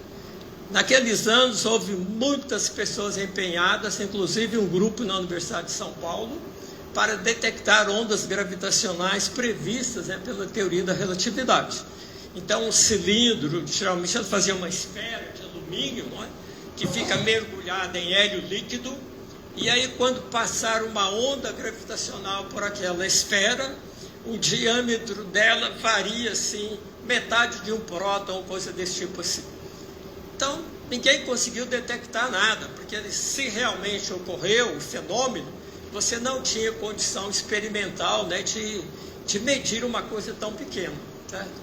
Então, todos esses projetos deram em nada, simplesmente permitiram, né, o desenvolvimento de instrumentação, mas não detectou onda gravitacional. As ondas foram detectadas com os LIGO, né, o laboratório que produz a interferência de lasers, não é? E aí comprovou-se a existência das ondas gravitacionais. Tá certo? Então tem várias coisas, né, que foram previstas, não é, ao longo dos 50 anos e que deram em nada, certo? A outra é a fusão a frio, em que você, usando átomos de paládio como intermediário, você produz uma fusão de átomos de hidrogênio, que depois vai liberar energia ou coisa assim. Quando isso aconteceu, com reportagens em jornais e tudo mais, o reitor até me perguntou se a gente tinha condição de fazer um experimento desse aqui em Goiânia. Mas nós não embarcamos na coisa, tá bom? Uma outra ideia que surgiu também foram os supercondutores de alta temperatura, e aí a imprensa fez uma festa com isso, porque os jornalistas não entendem, né? A gente falava alta temperatura comparando com o que era conhecido na época, que eram supercondutores a temperatura de até 10 Kelvin por aí. E aí, se você encontra um outro que é supercondutor a temperatura de 100 Kelvin, então é uma alta temperatura, mas não é temperatura ambiente. Mas aí você via reportagem nos jornais com os trens supercondutores, aquelas coisas todas, uma maravilha. Então, nada disso aconteceu, tá bom? E coisas que ficaram meio discretas, né? As MBS, as magnetrons para produzir multicamada magnética, os microscópios, né, cada vez mais sofisticados, não é? Isso aí é que permitiu um avanço extraordinário no conhecimento da matéria condensada e fez a bruta revolução tecnológica que nós estamos vivendo hoje. Tá bom? Então é isso que eu acho que os alunos têm que perceber e continuar nessa direção. Tá bom? E só para terminar, não é? Apesar de todo o crescimento extraordinário da física, né, ao longo desses 50 anos no Brasil, me lembro que quando eu estava lendo sobre essas histórias aí das universidades, então, segundo uma tabela lá do Ministério da Educação, quando eu comecei a estudar física lá na UNB, havia 89 estudantes de física no Brasil. Está errado isso aí, não é possível que era tão pouca gente assim, tá bom? Mas o primeiro histórico levantamento sobre a situação da física no Brasil, feita pelo Sérgio Rezende, em 1975, dava um total de, somando orientadores, doutores, estudantes de pós-graduação, algo como 600 pessoas no Brasil inteiro, tá bom? Então, foi um crescimento extraordinário, tá bom? Mas, apesar de tudo isso, não é? Você não encontra, eu mostrei aí alguns livros de divulgação científica, nós continuamos encontrando nas livrarias traduções de livros americanos, ingleses ou franceses. Raramente aparece algum livro escrito por brasileiro, tá bom? Algumas outras áreas da física praticamente não avançaram em nada, tá? Quando você se preocupa enormemente com esse processo de construir a física, de construir as teorias da física, como que elas são estruturadas, se elas têm possibilidade de desenvolvimento, de aplicações, o que a gente chama de filosofia da ciência, filosofia da física, eu conheço um livro apenas, tá bom? Não tem. É um livro dos anos 60 ainda, certo? Essas coisas não acontecem. Então tem vários pontos da física que até agora, nada, tá? Então, meninada aí é que tem que tocar para frente. Eu já estou fora. Chega. Tá?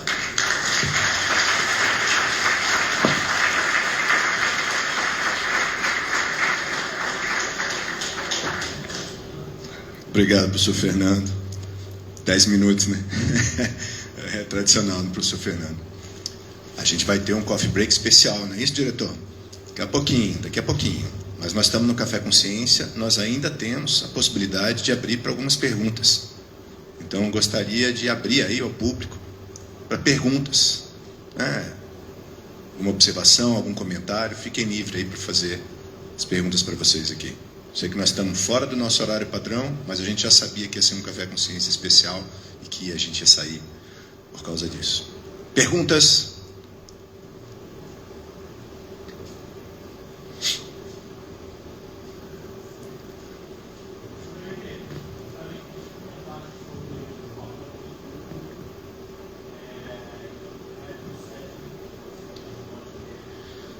Fernando, ele está querendo saber sobre o que você lembra do papel do Instituto de Física durante o acidente do Césio. Você vai ver isso daqui dia 12. Fica para o mês de maio. Mas, na época, houve uma certa cobrança com relação ao Departamento de Física, e eu mesmo, quando eu fiz a disciplina de pós-graduação da UNB, eu, Valdemar e vários alunos fizemos curso de física nuclear que durou o ano inteiro. Estudamos o livro do Harold Eng, e o professor, inclusive, era dinamarquês, né? E sem ver um detector. Certo? Então, nunca peguei no contador Geiger, não tinha nada disso, tá bom? No laboratório de física moderna tinham cintiladores, né? As fontes radioativas que foram compradas no início do IMF, já estava tudo praticamente esgotado, então não tinha como fazer nada. E havia uma desconfiança tremenda com relação a cinema. A imprensa não acreditava no trabalho deles, não é? O reitor, de certo modo, queria que a gente fosse para a rua fiscalizar, não é? Alegou que a UNB já tinha colocado os físicos da UNB à disposição, e eu sabia que na UNB era tudo a mesma coisa, né? tudo teórico, certo? Aí, depois de uma reunião crítica, né, sobre essa questão, aí eu acho que foi até o ex-orientador do Pélico que propôs criar, então, um núcleo de acompanhamento do acidente. Aí a universidade criou esse núcleo do acompanhamento do acidente radioativo, foi coordenado pelo professor Pélico, que já faleceu. Aí o Vasco, o Valmir, o Moacir colaboraram, tá bom? E aí as pessoas ligavam para a universidade, para o núcleo, pedindo para fazer monitoramento na casa. O Vasco ia lá com o contador, levava areia de Guarapari, mostrava para as pessoas: isso aqui é areia de Guarapari, é radioativa, você foi lá. Porque as pessoas nem sabiam que existe radiação ambiental. E aí, depois de um ano, nós fizemos uma reunião na Faculdade de Educação e tinha mais gente na mesa redonda do que na plateia. Assim que a cidade percebeu que não tem ninguém mais morrendo, então é como se tivesse ocorrido um pacto entre os habitantes: ó, vamos esquecer esse acidente. E as vítimas ficaram encostadas aí. Aí eu acho que foi a última vez. Eu me lembro que nessa reunião o Rosenthal levou até várias reportagens de jornal mostrando acidentes de trânsito com vários mortos e coisa desse tipo assim, que as pessoas compreendem, porque um carro massacrou o outro, então é claro que a pessoa morre. Mas as pessoas não entendiam como que a luz brilhante lá do Césio mata uma pessoa. Então o acidente revelava a ignorância geral da população, inclusive pessoas de nível superior. Tá? Certo? Deixa eu só complementar um pouco a resposta do Fernando, porque nessa época eu era o secretário regional da Sociedade Brasileira de Física, aqui em Goiânia, estado de Goiás, né? Na verdade é regional, né? Incluía outros estados também. E aí, coube a mim, não como especialista, igual o Pélico, o Vasco, que foram a campo, eu também acabei indo lá, devo ter me exposto também, porque eu fui no local, com o centilômetro que nós tínhamos, mas coube a mim organizar uma série de debates, reuniões, com os representantes da Sociedade Brasileira de Física aqui.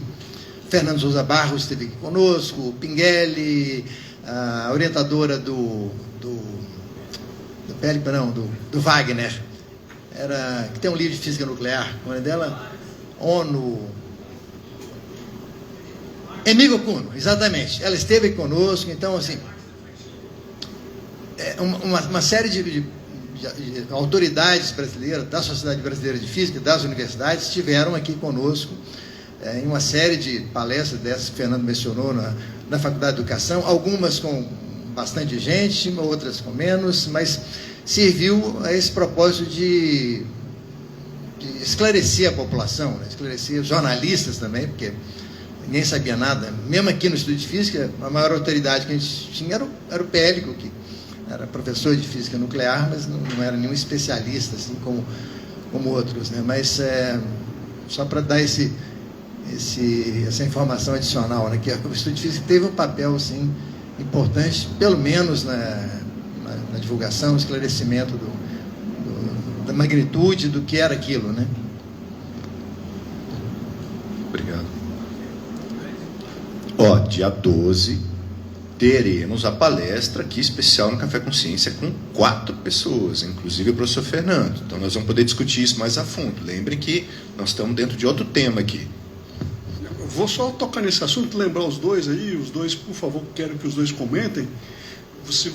Nós tivemos um problema nessa época, porque teve uma apresentadora de TV muito conhecida, chamada Hebe Camargo, que fez uma entrevista e deu uma opinião pública geral, em que carros de Goiânia chegavam em Brasília, que naquela época as placas tinham o nome da cidade, então era apedrejado, porque ela falou, e o governo do estado teve que interferir. Foi um depoimento dela na TV, ela era importante, Hebe Camargo. Isso teve uma repercussão nacional de envergadura muito grande, e aqui quem sofreu foram eles que estavam aí na frente de batalha. Vocês lembram disso, né? O Fernando O Ricardo esqueceu de comentar que quando ele chegou aqui, o Fernando era o chefe de departamento. Nesse processo todo do MacBid 3, o Fernando era chefe de departamento de 86 a 89. Logo em seguida foi o...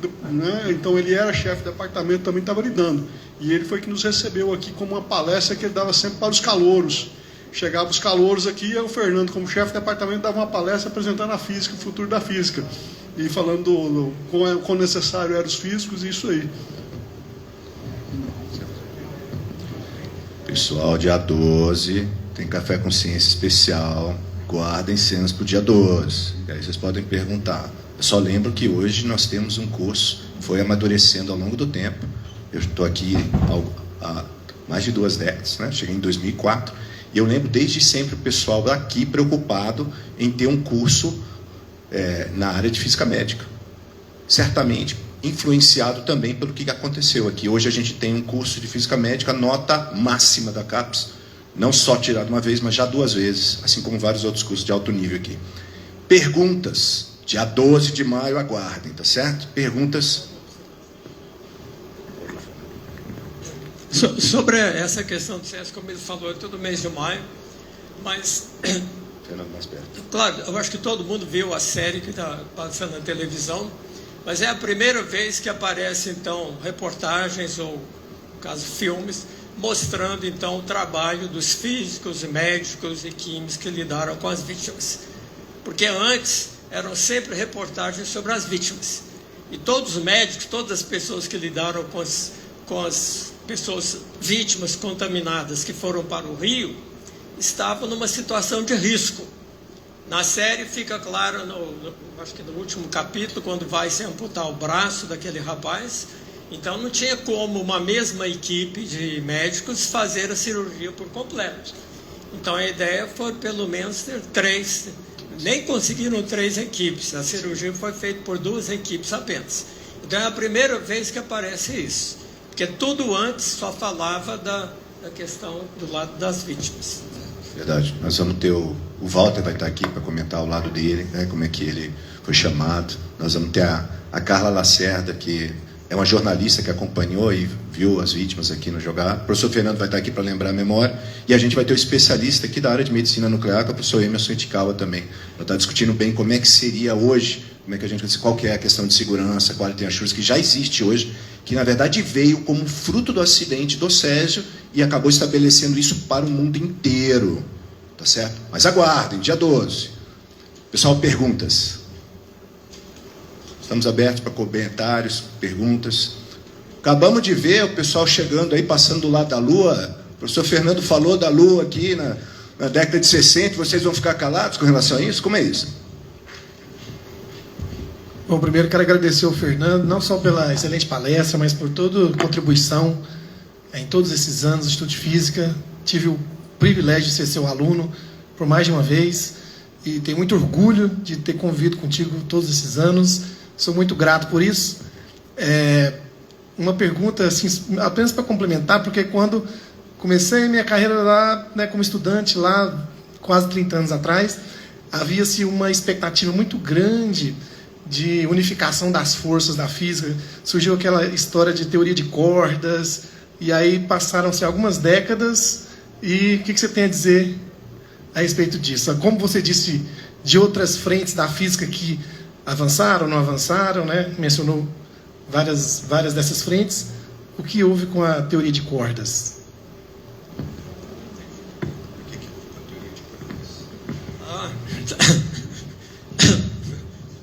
Eu tinha pensado em falar um pouco sobre isso, né? Eu sei muito pouco sobre teoria de cordas, mas eu me lembro de ter lido um comentário que, de acordo com... Parece que tem uma delas que tem 10 elevado a 100 soluções. 10 elevado a 100, a potência é 100. Tá? E tem outra que, de acordo então com a teoria, o nosso universo não existe. Então aí você fica pensando, não é? Qual o sentido disso? Tá?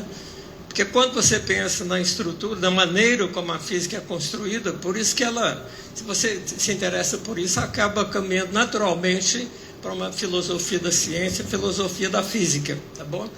Aí você vê que muita coisa que acontece hoje na física, certo? Nessas áreas aí, eles estão num beco assim sem saída, são perdidos, tá certo?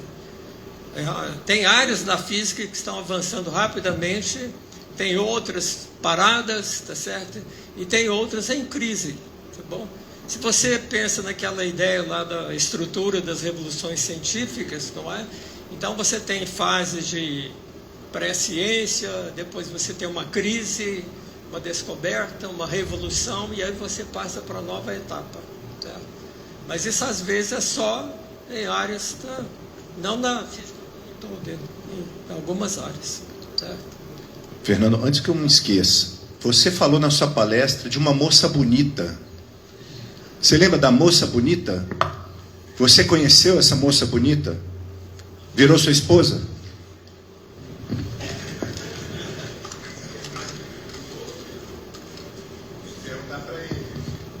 Fernando, agora é sério, né? Eu quero que você faça o seguinte, eu quero que você, se for possível, você lembrar agora, eu quero recomendações de 3 livros novos de divulgação científica, falando de ciência, para os jovens que estão aí. Porque você é o cara que conhece tudo. Então, assim, hoje, atual, geografia é atual, o que mais te impressionou, o que mais te chamou a atenção? Cite para nós alguns exemplos aí e nos diga.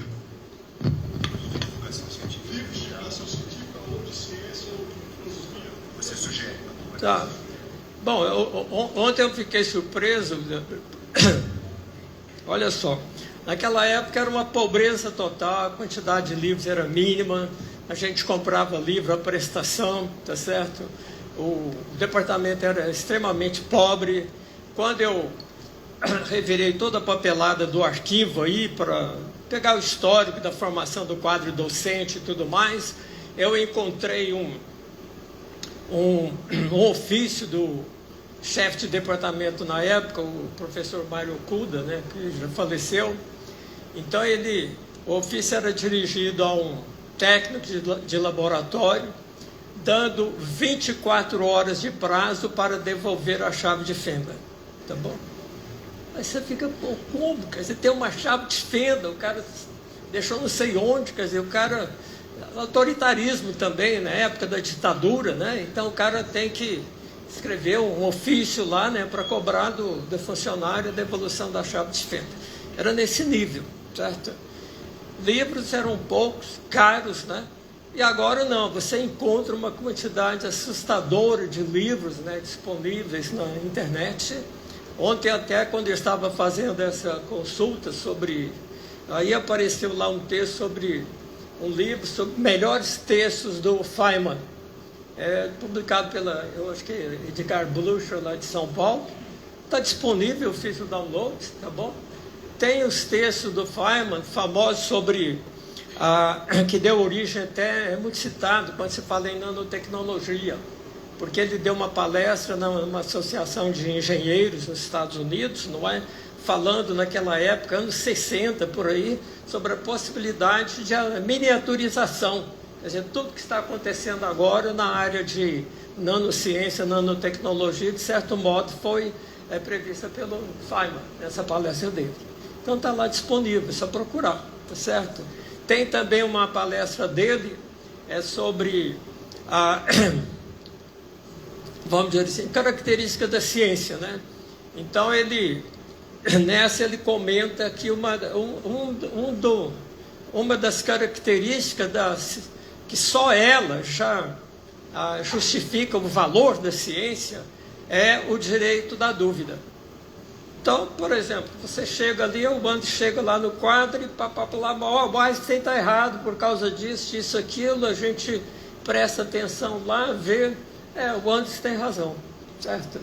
Então você pode duvidar. Isso é característico da ciência. Nas religiões, isso não acontece, porque se você duvida, você é um herege, tá certo? Em alguns países, se você fala mal do Alcorão, você pode morrer, tá certo? Em partido político, coisa desse tipo, assim, se você contraria as diretrizes do partido e tudo mais, você é um dissidente, certo? Então, só na ciência é que você realmente pode duvidar à vontade, certo? Então, tudo isso está nesse livrinho lá de 100 e poucas páginas que você puxa de lá, tá certo? Agora, o que eu vi nas livrarias recentes, em Goiânia, tem um livro que é a história do número epsilon. A capa do livro é só o epsilon, exponencial. É fascinante o livro. Um outro livro recente sobre Galileu também, tá certo? Está tudo lá. Aquele livro que eu mencionei, a biografia da física, você encontra em sebos. É só fazer uma busca, espalhado pelo Brasil todo, você ainda encontra. E quando eu li o livro a primeira vez, ele transcreveu vários trechos lá do Galileu, do diálogo sobre duas novas ciências, não é? Então, para um estudante naquela época, você pega, pô, isso aqui é o Galileu que escreveu, tá certo? Então, essas coisas vão te encantando, certo? Então, eu acho que o aluno de graduação que fica só naquilo ali, pensando na física, muito mais como uma técnica para resolver problemas de interesse da engenharia, do que uma maneira de ver o mundo, esse cara não vai avançar muito não, certo? Há muitos anos atrás eu lecionei para uma turma de matemática, era um curso de repetentes lá de Física 2, Física 1 ou Física... Não, acho que era Física 1 mesmo. E aí eu insistia com eles, né, que você estuda Física, Química, Astronomia, Matemática para compreender o mundo. Tá bom? E aí um deles um dia ficou muito irritado comigo, um cara baixinho assim, ele fez assim, olha, eu não tenho culpa se não me ensinaram a pensar dessa maneira. Falou bem assim, certo? Porque ele aprendeu assim, quer dizer, ó, isso aqui, faça assim, eu faço essa conta, tá? E ele não conecta isso com o mundo de jeito nenhum, tá certo? Então, o que você nota, né? Isso é muito forte no Brasil, não sei porquê. O Dave Boone, quando trabalhou na USP, falou sobre isso. O Feynman, quando passou temporadas na CBPF, criticou isso. O pessoal quer aprender decorando. Eu tive uma aluna de mestrado, você conhece, não é? Que queria aprender mecânica quântica decorando, decorar tudo. Eu brigava com ela. Se você não pensa, não tem como, você não vai aprender nunca, certo? E eu acho que quando você lê divulgação científica, a sua cabeça abre, certo? Tem que procurar, certo? Não pode ficar só no livro didático, não. A mensagem é: leiam muito. Pensem. Ok, e aí, pessoal? Tem mais alguma pergunta? Eu acho que já está na hora de eu passar para o diretor para fazer os últimos comentários. Não está nem sabendo se tem. Não, tem que passar não? Estamos no horário já para o café, para o coffee, como é que é? O super especial, estou vendo o pessoal já animado. Eita, o que será que vai ter lá? Bom, o professor Fernando é fantástico, né? Todo mundo que vê ficou escutando essa história. A gente tem o prazer de estar sendo gravado aí no Instagram. Nós tivemos palestras dele que não me passaram. Infelizmente, algumas dessas palestras que você deu, Fernando, não foram gravadas. Aquelas, por exemplo, contando a história do Instituto de uma maneira específica, né, do crescimento. Então, a gente perguntou, teve uma pergunta aí a respeito do que era em 1986. Em 1986 a gente não tinha equipamentos, né? A ressonância estava chegando na década de 90, não era, Fernando? A ressonância estava chegando na década de 90. E foi o primeiro laboratório mais produtivo, certo? Que começou a produzir. Na verdade, não era produtivo porque não tinha nada antes. Então, na verdade, é tudo um processo. E vocês, alunos, hoje, vocês têm acesso a vários laboratórios de ponta. Vocês têm que aproveitar isso. A condição de contorno que eles tiveram no início da carreira deles é completamente diferente das que nós tivemos e das que vocês estão tendo. Isso é uma oportunidade para vocês fazerem esse país um país melhor. E é melhor com pessoas que pensam. E você está no instituto onde você pode exercitar essa capacidade de pensar. Então, eu desejo a todos que aproveitem bastante. E não esqueça o Café com Ciência. Daqui a 2 semanas nós temos outro, hein? Vamos falar de neurocirurgia aqui, hein? Tá bom? Não esqueçam, tem outro Café com Ciência. Mas eu gostaria de terminar agradecendo ao professor Fernando e convidando todos aí, em nome do Café com Ciência, que não sou eu como coordenador, teve o professor Giovanni, o professor Guilherme, que estava escondido, que saiu, toda a equipe do Café com Ciência, nós somos um time, tá certo? E aguardem aí os anúncios dos próximos cafés e vamos todo mundo comemorar e bater papo com o professor Fernando, né, sobre vários livros também e a história, tá bom? Agradeço a todos e agradeço principalmente ao professor Fernando. Muito obrigado.